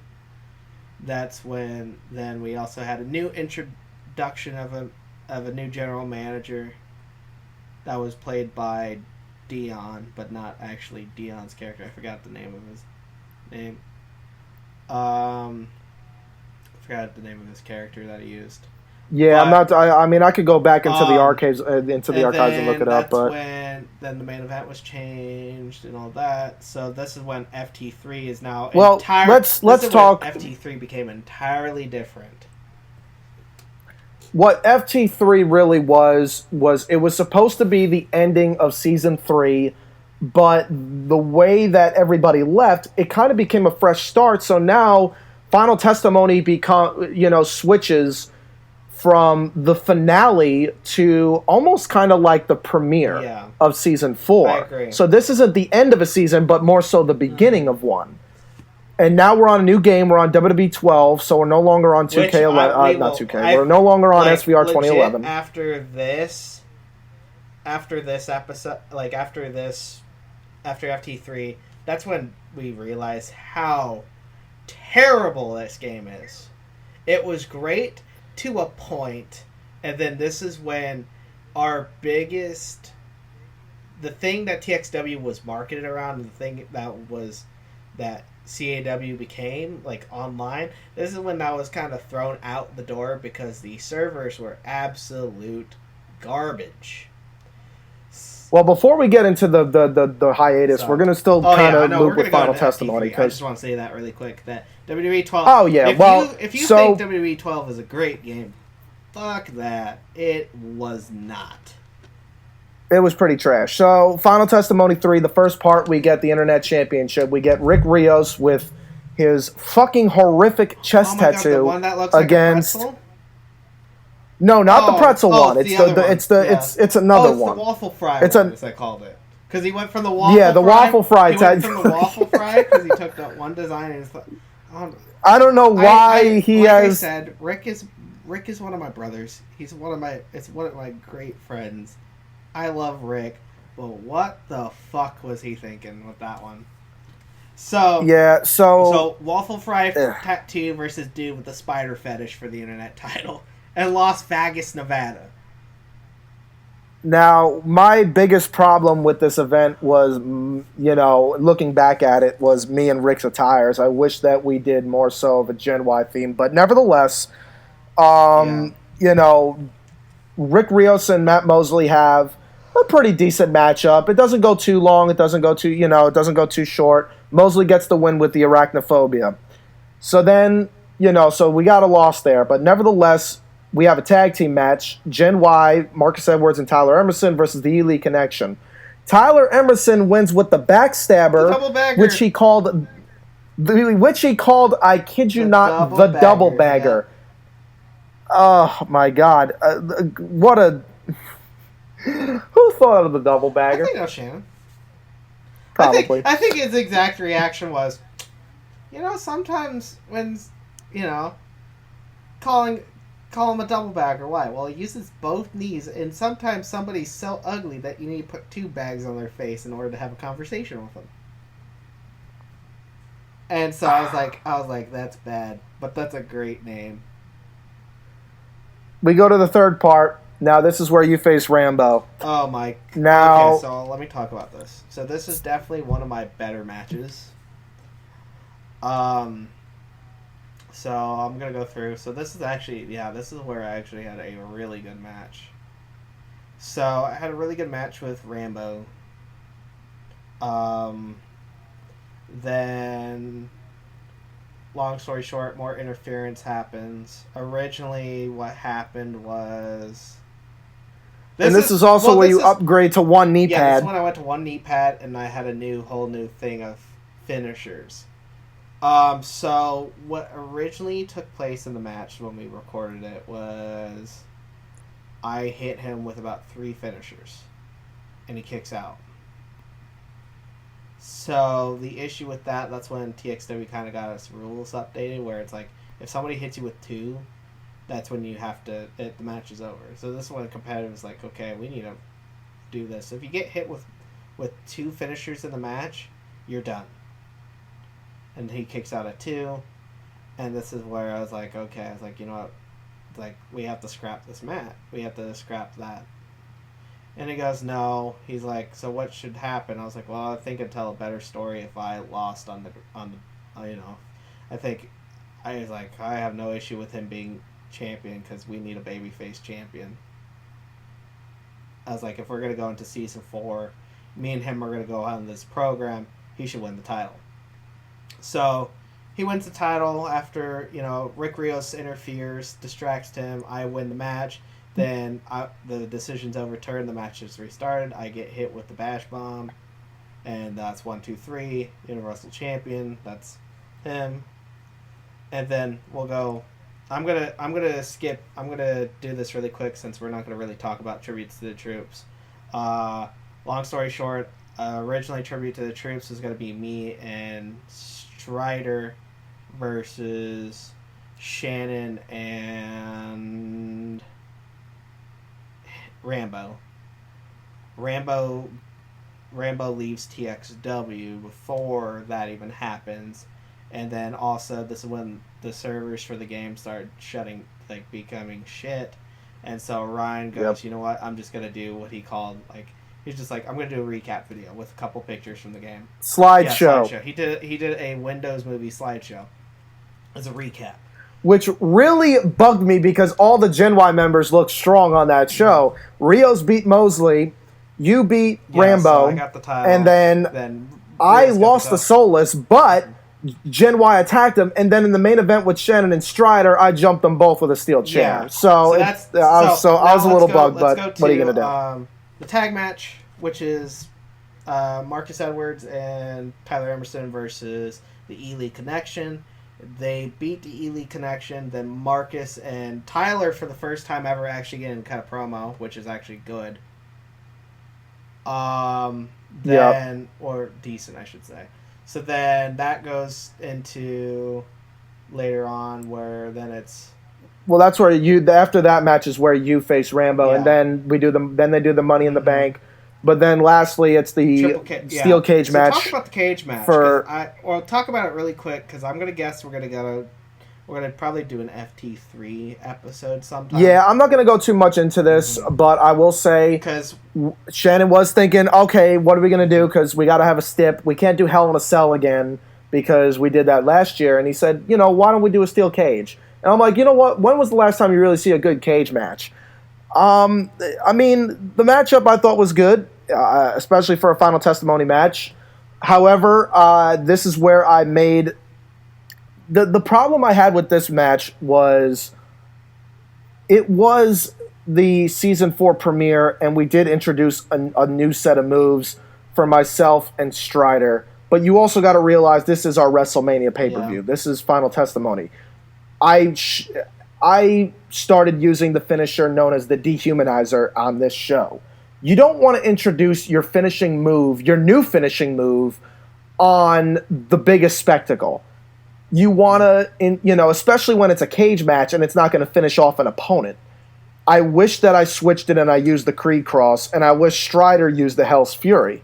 But nevertheless, this is where it was a good match. Every year, everybody gets a new set of moves because there's new moves in the game, and everybody wants to use everything as much as possible. Like, I remember originally, I wanted to have my signature being the backbreaker leg sweep combo that came out, and then Shameless was using it. So I was like, oh, man. I remember choosing moves in the league when you're kind of not really thought of, and it's pretty bad. You get, this, I remember I had the fucking Vance Archer DDT and fucking saving grace. So I had the saving ace because they reanimated it. I was like, nobody's gonna use this, and I can make a funny ass name out of it. So I did that. The saving ace, and then so overall, what I thought, and I'll get into the story in the FT episode, but I told Shannon and Strider, man, would it be cool if Shannon locked in Strider in the arms of sorrow, and I get out of the cage, and my feet touch the floor, and Strider taps at the same time, with controversy. Yeah. And they're like, it would be awesome, but it's going to be impossible to time that. And it's just hilarious that's the thing with that game. Oh my god, timing was so terrible because the servers were really bad. And the one time that it times just right is in the main event of Final Testimony. You three became the luckiest motherfuckers on the planet that day with that. We did, and it was amazing. And I remember Strider had the ankle lock, and I'm like, you know what? I'm going to go for it. I'm going to win the title. And I hit the A button. I dropped down, and then Shannon quickly gets out and locks in the arms of sorrow, and then he gets in the tap as my feet touch the floor. We're freaking out at 1 o'clock in the morning and screaming like children. My dad comes in, and he's like, Ev, go to bed. And I'm like, it's a tie. We don't know who the champion is. It's the main event. It was crazy. Truly unbelievable. All around amazing moment. So this then will soon spark into the Season 4 WWE 12 season of TXW, and Gen Y is one of the strong forces. Now that SFA is out of the picture, Gen Y is the dominant faction. So we have, now the faction is a little bit different. We have myself, Ace Whistler, Tyler Emerson, Marcus Edwards, Rick Rios. Actually, you know what? No, it's not too different from 2011. It was when we rebooted back in 13 is when it changed up. Okay, so in this little puny version of a season, it looks promising. We have a number one, I think some sort of battle royal between Dano Driscoll, Chris Carter, Shameless, and TJ Sakara. I don't know what that was for, but they had the match. It was for something. It was for something. It was TJ's one time on TXW programming, except for the time he fought Robert Regal, which I thought was great.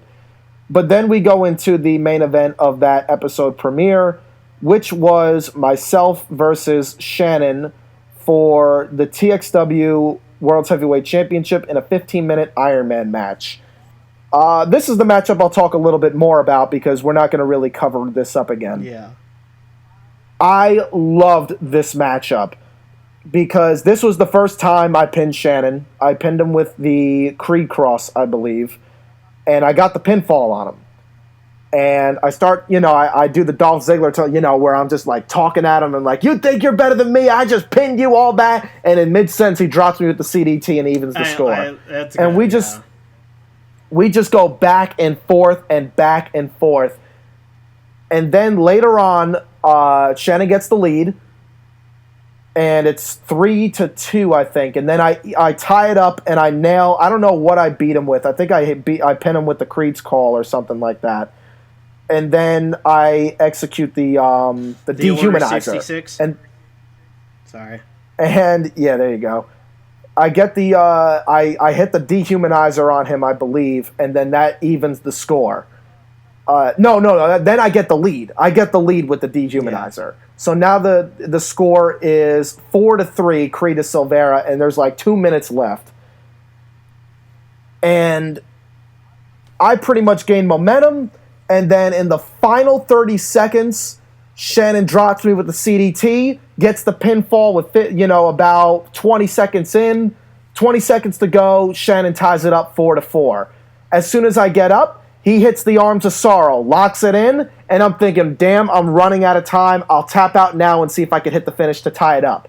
So I tap out. With 10 seconds left. The score is 5-4. I get back up. I nail the dehumanizer on Silveria. I go for the cover. 1, 2, and then the buzzer goes off. And I'm like, oh my God. And Shannon and I are just like, we're like sucking wind right now because we're like, every time that we face off, he just beats me by the skin of his teeth. And this is a storyline that's progressing now because, first off, at Honor, Glory, Respect, he literally gets hit with the Creed's Call through the flaming table, and then he gets hit with the Code of Creed, then the Creed Cross, and literally a last gasp, he hits the CDT. Then at Final Testimony, it ends up in a tie because Shannon just gets Strider to tap with one hand tap, just one tap over my feet touching the ground, and now he wins literally by half a second with the Iron Man match. So you could tell that more people want to see this Creed-Silveria feud continue. However, the way the storyline was going, it was going to set up for Strider versus Silveria, and I was setting up for a program with Solus because after the matchup, Strider comes, I go to attack Shannon, and then Shannon goes to kick me in the skull, and then Strider pretty much announces, I want a shot at the title. You got 1 week to make up your mind.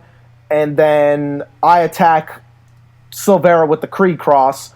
Solus comes out, hauling ass. And if you've ever seen Solus run, it's great. It's great. So we brawl it out. And then you and Rick Rios attack Solus at the Tron. Rick hits him with a steel chair as you're watching on. And then me, you, and Rios stand tall at the end of that episode. And that's the last time we see TXW for a very long time, probably like 6 to 8 months, because like you said, the servers were down. When everything was pretty trash with WWE 12, and this is when they realized, hey, Paint Tool was big at the time, and it's like, hey, if you don't have Paint Tool on your character, you don't have to upload them. It's a lot more easier, so you see people with more designs in their gear. So 2012, the hiatus happens. Ryan leaves again, and then this is at a time where just we're at a standstill. Ice was happening because Ryan left TXW, made ICE. Keith Mason, the legend, came out. Then TXW came back, and this is when you and I kind of had more involvement behind the scenes. This is where Shannon put me in charge of before then. So at the beginning of 2012, I was in charge of recruiting talent. And then when that happened, I just kind of started helping writing a little bit, kind of mostly like my stuff. This is where I came up with the idea, because this is around the election time of 2012. That's like, I kind of want to do something different. I want to do something that will make fun of the thing I hate, which is politics. I hate politics so much. And I was like, what if I became president? So this is where the president gimmick, I think we'll talk about that somewhere down the line. This is where I came up with the president gimmick, and then this is when the global championship, and this was also a league called C2C, got incorporated. That's where you see Cody Chase and all that shit. So Shane Silver. Yeah, so this is when that happens. And then that's when also Percy becomes the general manager. So he stops actually wrestling and becomes the general manager, so he can actually do more mic work and not have to play the game. This is when he became less involved, because he was working a job. Then I win the global championship, which we took from. We didn't want the universal title. We're like, oh, that's a terrible name. Oh, ironic.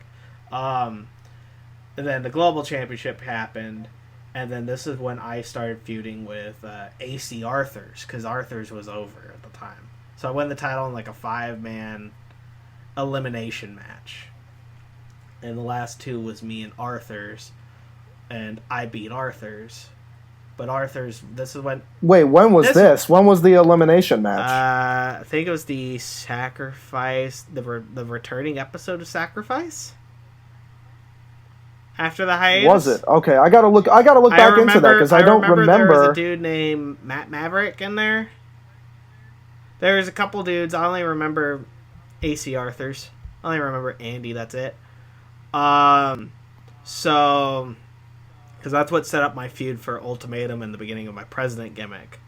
But even before then, going back to that tribute to the troops, I had to cut a promo, and I said some really mean stuff about the person I was facing. I think one of the things I said was, because since it's a troop show, it was like he took something that belonged to America. It's time to get it back, and I'm trying to rally these troops against him. And then that promo never aired. It was definitely one of my best promos. Yeah. And then this is at the time where there was the TXW title tournament. And this is where you were in the tournament. I believe you had a match. Against Jack Renegade. Yeah, that's a name. And I remember this because this was the exodus. This is when the Gen Y faction started to alter a little bit. Edwards leaves because now he's a babyface general manager, and he puts me in the match against Jack Renegade. I get and I told Shannon behind the scenes, I'm like, because the idea, now it's starting to look a bit more simulated. So the idea was to give Vingence the World's Heavyweight Championship. So I said, Shannon, instead of me like just trying to fight and lose, I feel like I have unfinished business with you. Why don't I get myself disqualified and no one knows why? So I end up getting myself disqualified. I hit Renegade with the ring bell, which was my sacred, like that was my weapon of choice. And, and I start going to town on Renegade.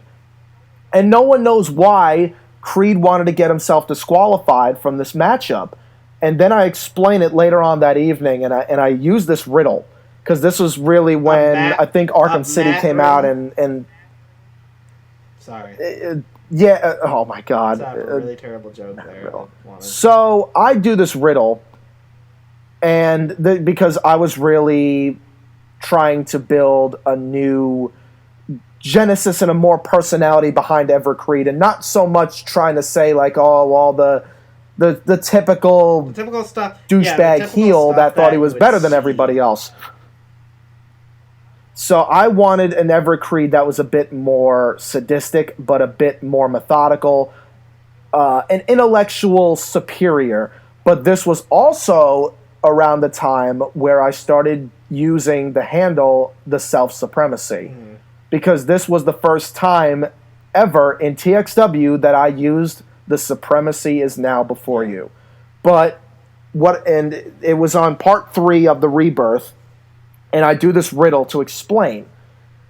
And it's, it's Serenity. I don't even remember how it went. It was like, it's true I live in Serenity, and I live in the stars. You'll never, I live behind bars and thieves and something I can sort. In prison I'll be found, but I'll never go to court unless there's more than one. And it was like, what is he talking about? But he seems so certain of him. And that was the idea that I wanted. I wanted people to think, wow, this guy, what the fuck is he talking about? But he thinks he's better than us. And obviously he's up to something. And so I'm doing my own little private mission. We get a new Gen Y shirt. And then, because this one doesn't have the circle, it's just the Y, and then we curved it, and then it has the Gen written in the Y. And then, I don't even, like you said, you were starting to do your presidential run with AC Arthurz. And I remember because it starts to unfold later in the episodes. But then the next episode of Sacrifice, it was, I think, Corey Cage? Corey Cage and Shane Silver compete in a triple threat with me. Dion is recording it. And I said, you know what? I got an idea. Guys, trust me on this. Because the idea was for me to go over. But I said, why am I just going to go over looking strong? Let me be the better heel. Let me get away with murder here. So what I do is, as I'm loading my character, I put my casual attire on, which is this black suit with a neon green dress shirt and a checkered tie that's black and green, and then I have these black and neon green shades on. And they're like, Crede, you're in your casual. I'm like, I know. And Dion's like, oh my God. And he's like, what are you gonna do? And I'm like, trust me. So the match starts, and I automatically get out of the ring, and I tell Dion, I'm like, when they film my entrance, they got to stop it halfway. So I go to the ramp near the ring, and I walk up and I watch the match. And I watch the matchup, and Silver and Corey are like, screw it, we'll wrestle. And they start wrestling one another. I grab a soda, I grab a drink from one of the fans, and I'm just watching the match. And I love Nathan Scott on commentary. He's like, Everett Crede is on the outside stealing a drink from a member of the crowd. Are you kidding me? Like, his reaction was so good on commentary. And he's my favorite commentator, Nathan Scott. So now he's getting pissed because Cage and Silver are having an amazing matchup. And I'm just sitting on the back, and I'm just like lollygagging. He said he's just lollygagging around in the back. Crede just watching, getting his drink on. Like, it was so good. It was pure entertainment. And then later on, I don't know what I did. I think one of the guys came outside, and then one of them was looking at me and gave me a funny look. One of them slapped me in the face. I told him to screw off, and then I walked away. And I think Cage was the one that did that. So Silver slams Cage. I get in the ring, and I pour the drink on Cage. I leave the ring. Now Shane Silver is getting momentum. He goes to the top rope. I come up on the apron. I push him off the top, and then I go to spectate. So I'm doing these antics. Nathan is losing it on commentary. Doing what Brett Haven did at an Ultimatum. But doing it right. Correct. So then Cage sets up for his finish, which is the GTS. Nails the GTS. I get in the ring. I hit the dehumanizer on Cage, and I pinch. And I get the win. And it's just like, oh my God, this asshole just literally stole the match. Like, what a troll heel. Dion is losing it. Like, as we're recording it, Dion is hysterically laughing. He's like, Creed is a fucking piece of shit. And I was laughing. We're just cracking up. One of my favorite matches that I've ever had. It was so entertaining. But then, and I think this is the time of TXW that I enjoyed the most, because now we started getting a lot more open-minded with the creative department. And we started doing things that were a lot more outside of the box. Things that you didn't see back in the day. Usually it was just kind of bell to bell. You know, your moveset and your look determined your character. It wasn't your antics. So you see Creed in a suit, you know, on the outside doing antics like that and then stealing the win last minute. You see Ace Whistler, you know, playing with politics and saying that, you know, pretty much kind of the Donald Trump before Donald Trump. And it was just really, really entertaining, you know, to witness. But later on that night, in the first episode, Shannon Silveria faces Vingence in the tournament. And then after the matchup gets brutally attacked by this gigantic 6'8", 6'9" beast, 330 pounds, and he's this Celtic barbarian. Oh, I can't say that because we obviously know of a Celtic barbarian here in CAW. He was something. But he was a brute. And he, you know, and then we found out he went by the name of Baron Bishop. Before we get into more about him, you can sort of see why things are starting to unfold. Yeah. And it looks like Silveria is going to start a program with this giant monster in Baron Bishop. And it's different for Shannon because he's facing this guy that wants to make a name for himself, and he's going to, since he's big enough and he can do it, he chokeslams Silveria through the announcer's table from the outside, kind of like what Undertaker did to Shane. Did the Shane McMahon Taker King of the Ring 2000 spot, yeah. Bingo. So we set up for Bishop versus Silveria. We set up for Cody Chase versus Jacoby Vingence for the world title. For the TXW tournament. That's when I debuted the president gimmick full on to an extent against AC Arthurz at Ultimatum for the what was it, the Global Championship? Because then we're gonna get into 13 in a minute, and I'll talk about that because not a whole lot of people know about the 2013 stuff. Yes. So now let's get into Ultimatum. First things first, a lot of people aren't able to, you know, I guess, do whatever. So Shannon's like, we got to get this show done. And I'm like, Shannon, do you have the guys? And can you put them up for download? Yeah. Let me get them, and we'll sim the matches. So the first match we sim up is Silveria versus Bishop. It takes us a couple of tries. And if you guys know, when you're trying to sim a match and a move goes wrong, what do you got to do? Restart the match. Restart the match. And it's after a while, it's like, oh my God, just take it as it is. But we put on a fantastic match. Silveria's bandaged up because of, you know, what happened to him, you know, being attacked by Bishop. So we put on a fantastic matchup, you know, simulating Baron Bishop versus Shannon Silveria. I'm playing Baron, he's playing Silveria. Then I'm like, okay, what else do we need? Ace Whistler versus AC Arthurz. Perfect. I believe I played as Ace Whistler, and he played as AC Arthurz, and we put on another great match. And I'm like, why not? Let's do Vingence and Chase. And he's like, fuck it. We ended up simming 75% of that show. The only match we didn't film was the Dion Omega Lee match. So let's go to the Gen Y stuff. We go to AC Arthurz versus Ace Whistler. What did you think of that match? Well, it's me not knowing this match was done. So this sets up me, the character that I want, the president gimmick fully. This is where I debuted the new theme and everything. This is where I debuted the fucking limo that I used once. And then this is where you came out in the limousine. That's when I went to darker snakeskin because I had the red, white, and blue base on it. And so now in this variation, you're still in Gen Y, but you're slowly making the turn. So you get a Gen Y. In Gen Y font, Whistler for president in the with neon black green. with a neon green stroke on it, and then on the back I put "We the people are alive," and so I was like, okay, We the people are alive. You gotta love it.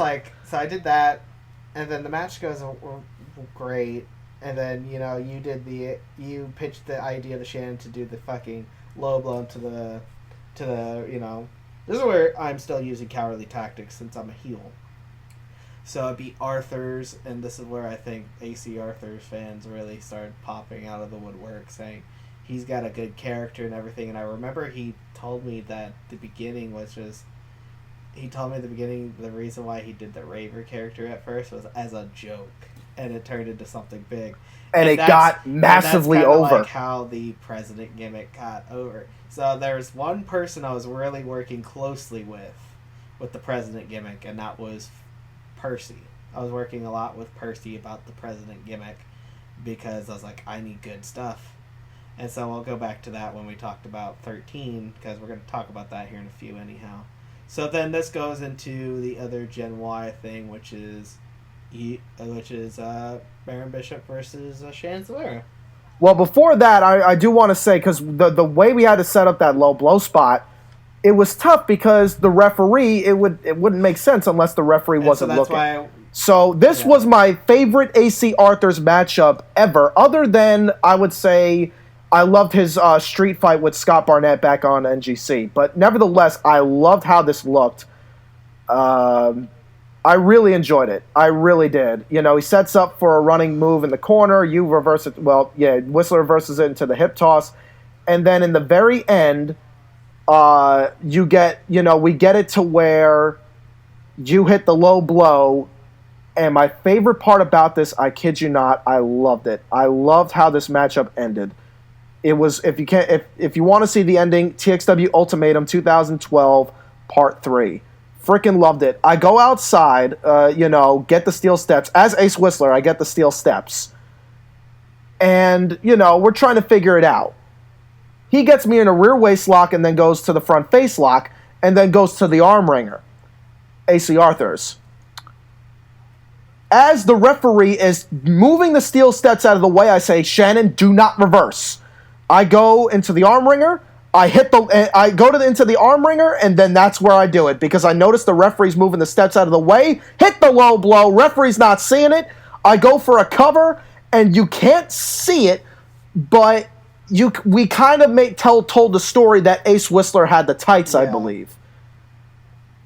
And it was such a dastardly way to retain the title. I loved how that looked. So later on, as you said, we go into Baron Bishop. And the reason why this is a Gen Y arc is because this is when it's revealed that Baron Bishop is a member of Gen Y, because in the end of the matchup, which is at Part 6, now this is the last video we see on the TXW Chairman account. These guys have an absolute brawl, and they busted tables and everything. Shannon goes... we're about maybe 15 minutes into this matchup at least. Silveria goes up to the top rope for a missile drop kick. And he's measuring Bishop, and then I come out of nowhere, and I throw Shannon off the top. And it's like, what the hell is Everett Crede doing out here? And I start taunting, and then I take out Silveria with the dehumanizer. There's no disqualification in this matchup, so Bishop takes advantage and hits the Lucerne Hammer, which is the world's strongest slam for the 3 count. Silveria is pinned by Bishop. What an impact. Bishop is now a member of Gen Y. Now the faction starts to turn because you're on your way out and Bishop's on his way in. This goes into, we can talk about WWE 13. So this is where the lost TXW season's gone. So with the reason being it was on the last, that this was the last show on the Chairman channel, was because we moved to the TXW and HD channel, which sadly has been deleted due to stuff I'm not going to really go into, but that's a whole situation in itself. So this is starting where this is more focused on Gen Y being this dominant faction and finally getting to the end game that we wanted to set up, which is Crede overpowering Silveria in manpower Silveria. because all of SFA is gone now because this is after during the W12 season. I cut the promo at Ultimatum, and he tells me go off on everybody in SFA, and I do, and I pretty much say everything against all the members. Verdi, I think I mentioned Maxwell Verdi. I think I mentioned McLeod. You mentioned Shem. I know I mentioned McLeod because the classic joke with McLeod was the steak and no soup. Steak no soup because that was his promo he cut. And so I said subliminally, you left your steak in the freezer, ICE, setup. And then ironically, and this is going to be kind of a prelude into the future, I say, well, Jacoby Vingence is champion. Jacoby, you're welcome. Because if I hadn't got myself disqualified, I'd be holding that championship. And when the time's right, I'm coming for you. Prelude into the future. So then I pretty much say how Shameless and he's out of the picture and that you got nobody left. You got nobody. And the numbers in Gen Y are too great, which is right out of Ra's al Ghul in Arkham City with the League of Assassins. And I tell him, there's nothing you can do. And out comes Smash, because when you got nobody else, you look to blood. Yeah. Now we go into the 2013 season. And this stuff, I kid you not, I am so upset that it's not on YouTube anymore. Because my best work is in that season. Now my best work is in that Your season. best work and my best work. This is where the President gimmick, I'm just going to go over it really quick. So this is where the President gimmick kicks off. This is where I separate from Gen Y. Long story short, I trashed the Global Championship, rechristened it the new United States title. This is where I introduced Matt Mosley as my vice president, and then later down the road, I'm gonna gloss over that really quick.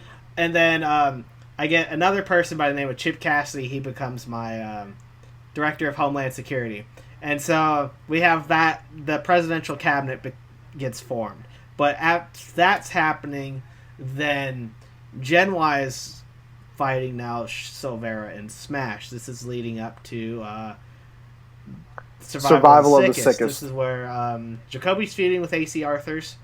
This is where they're going to have a match there. This is when we also have Ryan Giovanni debuts. This is when we have the Sacrifice World Tour. And 9 was it. This was the best TXW was at because you had 9, you had Ryan Giovanni, you had Verdi coming back into the hunt soon. So that's the end of... Verdi was on the merge of returning. You had Gen Y. You had Crede was officially the biggest heel in the company. Silveria was the biggest babyface. And then Jack Strider is returning as well. Strider becomes that third man in the feud. So now we go into... Now I want to use Gen Y completely. So I say, what about Emerson? And I thought, this is perfect. And I told Shannon, you know what? Why don't we do this? Why don't we... Creed's going to play a little mind trick on you and say, you're going to face yourself. We're going to see Silveria versus Silveria. You're glossing over the fact of this is not us trying to now... This is not Gen Y trying to eradicate Shannon Silveria. This is us trying to convert Shannon Silveria into becoming part of the virus. It's kind of like what happened with Cena and Nexus, except done better. Yeah, much better. So I say, I do another riddle. And I say, I think the answer to the riddle was mirror. Yeah. And I say, you're going to have to look in the mirror to your opponent tonight because you're going to be facing none other than the Gate City God, Shannon Silveria. And out comes Tyler Emerson with the Shannon Silveria haircut and the trunks, but he's still got the fucking headband. He's got the headband, which makes sense. He's still got the goddamn headband on. Because Shannon goes, we need to make sure he doesn't actually look like me. Someone can set it off that it's Emerson. And I think you put the fucking bandana on him. Keep the bandana on him and then just have him in neon green trunks. And it was beautiful. And Shannon, of course, crushed him. Yeah. But it was that was the final time we ever saw Tyler Emerson. And what a great way to go out. It was amazing. Tyler Emerson was one of my favorite additions into Gen Y. Of course, in 2013, I start getting a little because Rick's gone. Emerson is kind of on his way out, and I noticed Bishop is really the only. And then you were doing the president thing, so I'm like, now I'm trying to look for anyone. So this is when Gen Y starts getting some out of place in entries. Travis Jones for a short time was in Gen Y. This is where Gen Y became kind of only a two-man thing. So yes, and then this is where Gen Y started to water down a little bit, and I didn't want to make it look like NWO. Yeah. So I thought, this is what we'll do. We'll set it up for not Gen Y, but we'll set it up as Team Crede versus. Actually, Shannon came up with this, not me. Team Crede versus Team Silveria. So it's at Survival of the Sickest. It's a 6-man elimination match. And sorry to interrupt, but it's a 6-man elimination match. It's if Shannon lost, he would have to retire. If you lost, Gen Y had to be disbanded completely. It was the nail in the coffin for either Shannon's career or Gen Y. This is where things have been really interesting. This is where there's another person in the mix, which is funny because you mentioned this person, and he comes back just in time for this on this feud. And funny enough, this one individual joins forces with me, and that's Brian McLeod. And McLeod joins forces with me because he hates Silveria as much as I do. So he joins forces with me and Baron. And then Strider returns to join forces with Silveria and Smash to reunite T4H. So it was really interesting how that main event turned out. Gen Y overall, it was an amazing run. I loved it. And I hate that stuff is gone because then I started digging deep. And I started threatening Shannon's family. And I started threatening his fiance at the time or his girlfriend at the time. Implementing that into the storyline. The Crede character itself became more violent and more. This was the most violent Everett Crede has been, and I'm talking. It's basically he's like I'm sick of this, all this shit that's happened or whatnot. It's like I don't think you ever said that, but it's like all the stuff that's happened, you want it to end now.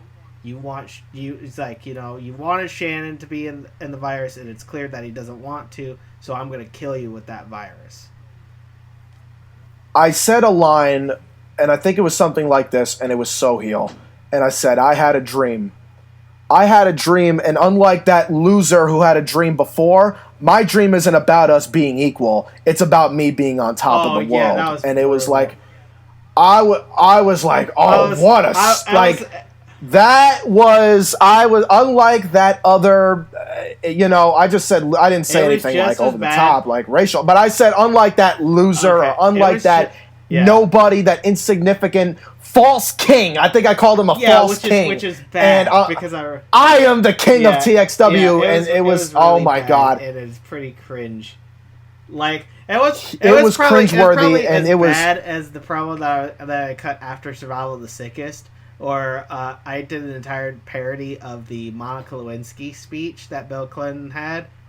And I was like, I did not use a foreign object in that match against Kota Kenji. I repeat, I did not use a foreign object in that match because I presidential sealed him on the chair that Kota Kenji Mosley slid in. And then I was going to do something funny where... later on during the week, it's going to find out that chair was made in the United States, which is hilarious. This was also when Jack Thomas was on commentary as a heel, and I'm completely putting you over, and I'm like, look at Whistler, how perseverant, going through the submission hold. Then he's like, and Nathan Scott's like, yeah, and look at Mosley holding the fucking bottom rope. He was losing it, and his patience would go completely down the drain whenever an Ace Whistler match happened with this president gimmick because the heat was real. So you were getting heat with the president. I was getting heat because I was calling MLK a false king, saying that I'm the real. Yeah, I don't think that's I was digging at these. I was so controversial, and I didn't care. I wanted people to hate my guts. I wanted the threats on Twitter. I wanted it all. I wanted to be the biggest more of a bad guy than Shannon ever was. And I did a pretty good job in it, and I'm so ashamed that that's no longer on YouTube. But the payoff to that was seeing me get my own, getting defeated in the end of the day. Yeah. And that's the best part about entertainment. Seeing how bad the heel can get under your skin, seeing how bad the villain can get under your skin, and then the villain gets defeated at the end of the day. Like an Emperor Palpatine, like a Joker. You live to see those villains get their ass. And I remember going with Ange at Comic-Con, and one of the guys said, because I was cosplaying as Edward Nigma, and they're like, "Hey, Riddler, I'm going for your kneecaps." Like, they wanted to kick my ass because I was the Riddler. That was the end of Gen Y. So the matchup ends. I remember how this went. I came out with Baron, and the Jericho entrance actually made sense that time. The top rope. And so then I don't remember who gets out first. I think McLeod gets eliminated first by Strider. I believe it was McLeod. Then I remember McLeod gets eliminated with a Hell's Fury, and then Strider gets eliminated with a Lutheran hammer, and then Smash eliminates Baron with the House of Pain. Maybe it was the House of Pain. I don't know. Or Shannon might have got the CDT. I think it was a combined. I can't remember the finish of that. No, Smash got him. Smash, I think, got him with the House of Pain. With the Dehumanizer. I eliminated Smash with the Code of Creed, and then it was down to me and Shannon, and everybody's like, "Oh my god!" And the worst part about it was there were some people that did want to see me win, and I'd say more Shannon, but there were some that wanted to see me win. But then I remember at the end, it was the big, massive superplex off the top, and then Shannon locked me in the arms of sorrow, and I tapped, and that was the end of Gen Y. The biggest thing I've gotten out of Gen Y, this is going to be going to me personally. I gotten two things out of Gen Y. I kind of learned a lot of things from my time in the beginning. Don't be afraid to help others out. Don't be, I was very paranoid at the time. Everybody's doing this for the same cause. And honestly, it's like I got some fucking great relationships out of that. I've got you, got Jordan, got Percy, got Tyler. I got some stuff that I felt like I didn't deserve. I didn't. The biggest thing as me during that 2011 season is I felt like I didn't deserve the title. It's like because I had to look up to the predecessor who had the title, and then me, it's like I'm not as good. Big shoes to fill. It's like I got the shoes to fill. Me having to do that and me trying to still figure out. It's like I'm brand new. It's like. And you did it, and that's hard.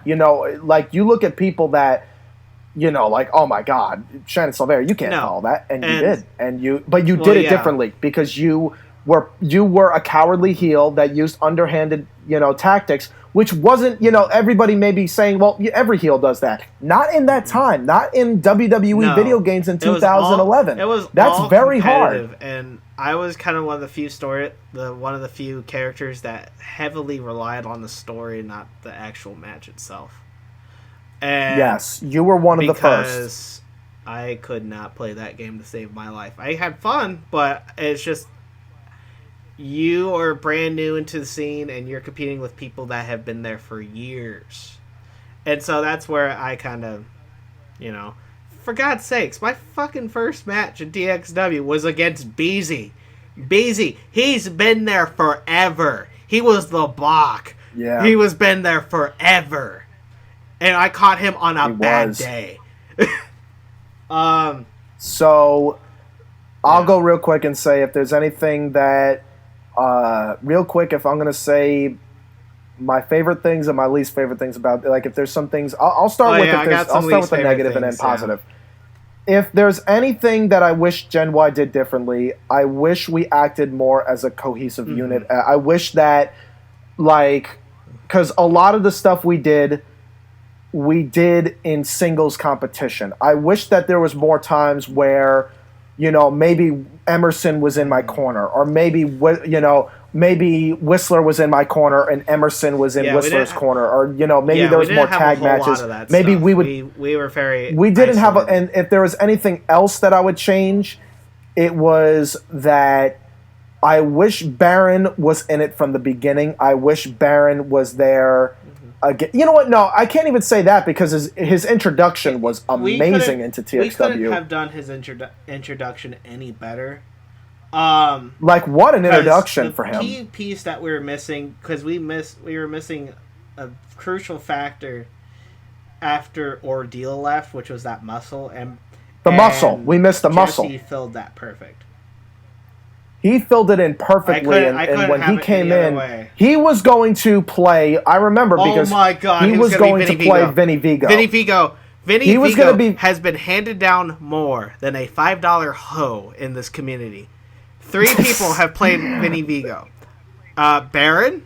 I remember Mosley was going to be Vinny Vigo, and then you. So I played Vinny a lot. But Shannon wanted me to voice Vinny. I'm like, dude, I can't make my voice sound too different for Vinny. Somebody voiced Vinny. I can't remember who. But nevertheless, I think it might have been Rick or TJ. It was one of my guys because, Italian, come on. It was somebody else. But nevertheless, somebody else. But going back to Bishop, I remember because Shannon was like, you know what? I like Vigo, but let's use a different character. Jesse was the total opposite of Dante Ordeal. He was going to play a skinny dude, and he has this deep voice. And it's like, we can't pass this up. We can't. We got to create a brute. It's like, we need to. And I'm like, and then I'm like, wait a minute, Shannon, let me get Baron. I want to think about it. I'm the guy that's, talking all this garbage. I'm the guy that's spewing all this on the mic, talking like I can get away with it. Now I can get away with it because I got the big guy to protect me. And that's when we decided let's put him in Gen Y, and I loved our chemistry together. Gen Y, the only thing I wish I could take back was I wish that I had more Gen Y-esque attires when I was doing certain matches. Honor, Glory, Respect, Final Testimony. I wish I did more Gen Y attires to show the faction and to represent that faction. I wish that more people came out to the Gen Y theme song. I love that Rick used it. I like that the team of Gen Y used it. I used the intro. I wish I could use the intro more.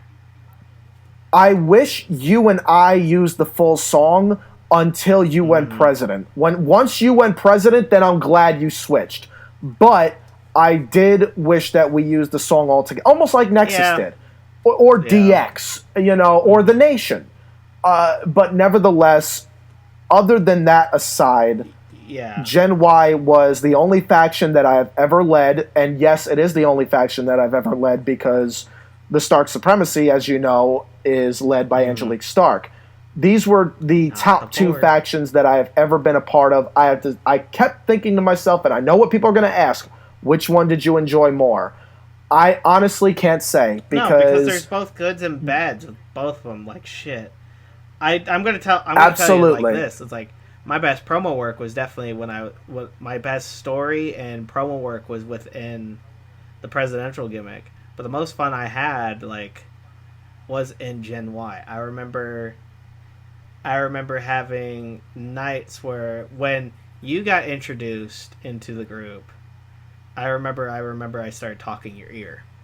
That's when I started just talk. You're we need to get to know each other and everything. And this is where you and I bonded because we kind of like the same stuff. This was the beginning. I remember being up at night. This is way before the network, and somebody would upload full WWF WWE pay-per-views on YouTube. We watched in your houses. We used to watch the Rumbles. We used to watch all this. So our common bond of wrestling, but old wrestling that we loved, kind of brought us together. And it's like then we realized that we both liked Batman, then we both liked Star Wars.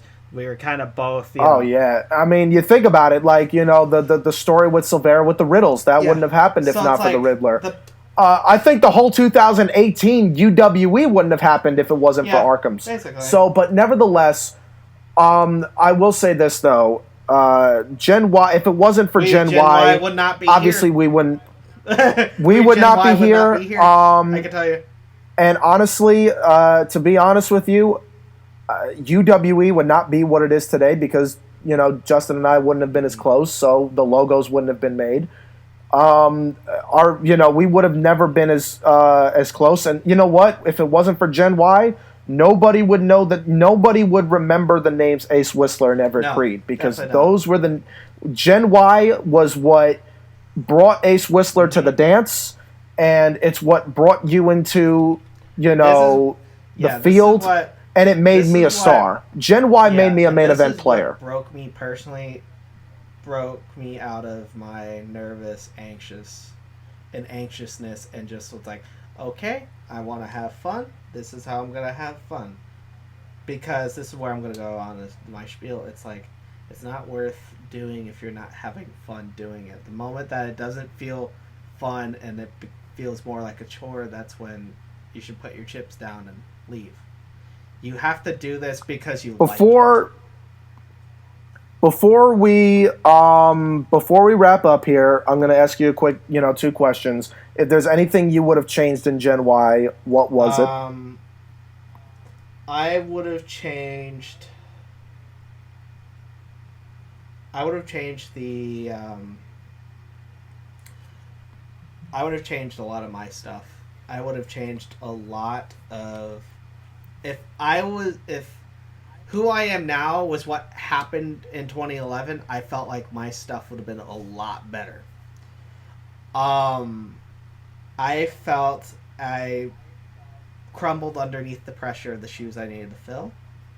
I felt I wasn't worthy of the spot I was given. I needed to focus more on hey, you're in the spot, you need to do this. So that's what I need to do personally. With who in Gen Y really, other than yourself, if it's who impressed you the most in Gen Y? That's tough. Because obviously for me, obviously, other than myself is I knew your work, and your best work came out of it. But the person that impressed me the most was Percy. Impressed me a lot with the mic skills and everything that he had, but he just was not, because of his mouth, he was not used that often when it came to Gen Y. Emerson, I felt, had always a willingness to do stuff. He was always like, okay, what you want me to do? What you thinking Emerson's gonna do? Oh, I'm thinking this. And he goes, I like that. Let's do this. He's a kid. He was a kid. The only issue with Emerson was he wasn't as available, but when he was, you remembered it. So I felt the person that impressed me the most, I think was you, to be fair. I appreciate that. And for you as well. But if I had to, because obviously we don't, no one's going to want to hear us blow smoke up our asses. So I'm going to say, if you're going to say Emerson, which is a great pick because Emerson was who impressed me a lot, I'm going to say Baron Bishop. Only because... The hell out of me, because for somebody that was his age when he was starting in this, he was smart. He played it smart. He knew what he's like. Once the character was given, he's like, I know exactly. I remember he would watch Jersey Shore. He would watch Jersey Shore for the sole reason of Tyler Emerson. And I remember him specifically saying, devotion to character. I hate this so much, but I know I have to do it. And it's great. And that's devotion to character. It. And you know what? I will say, with Emerson, he is the D'Lo Brown of Gen Y because he was the guy that you just laughed at every time. But he was good. It's like he was good. Emerson knew the exact position that he was in. when he was. And as far as Bishop is concerned, I loved the overall dominance that he possessed. He was a great player for someone that came right in. And you know what? For someone that came in so soon, and was put in matches with me, McLeod, Smash, Strider, Silveria, he is legit, and he's the new guy. He's teaming up. Two main event spots. Partners. No. He had McLeod and on pay-per-views. He had one on Ultimatum and he had one on Survival of the Sickest. Everett, I have been in this community for 8 years and I've only had one main event, and that's because of you. Yeah, well, nevertheless, Bishop, now the Silveria match I sent, but the one he did at Sickest, he's teaming up with Brian McLeod and Everett Crede against Strider, Smash, Silveria, and he did really, really good. And you ask any guy that is in a match with a whole bunch of veterans like that, you're going to think, oh my God, I don't belong here. It's like one of these things. You crack under pressure. Don't feel like the other. Like, that's legit me in that tag match with Smash. And he fit in that equation. And Baron fit in that equation like a glove. And I was so impressed. Baron was kind of the complete antithesis of what I was. Because when I was in Gen Y, I had the tag match with you, with Smash and Strider, and then I had the cage match with Shannon. I had those two back to back, and it's just like, I was like, and I cracked under the pressure. He just didn't. And that's props. But what was different about you and what was different about him was the characters. You know, the Ace Whistler character was cowardly, was do whatever it takes to, you know, have my hand held at the end. Bishop was full brute force. And I loved how that faction came about. Do you have any other questions for me as far as Gen Y goes? No. Like, to be honest, I do not. Because I think all right, we covered. Who came up with "We Are Alive"? That was not the song, the catchphrase. Actually, you know what? That's how he came up with the catchphrase. Who came up with the song "We Are Alive" by Destrophy? I believe that was Shannon. Probably. What else? I'm trying to think. Who came up with the neon green concept? Yeah. Shannon again. All right. Well, we're really putting him over here. What else did he invent?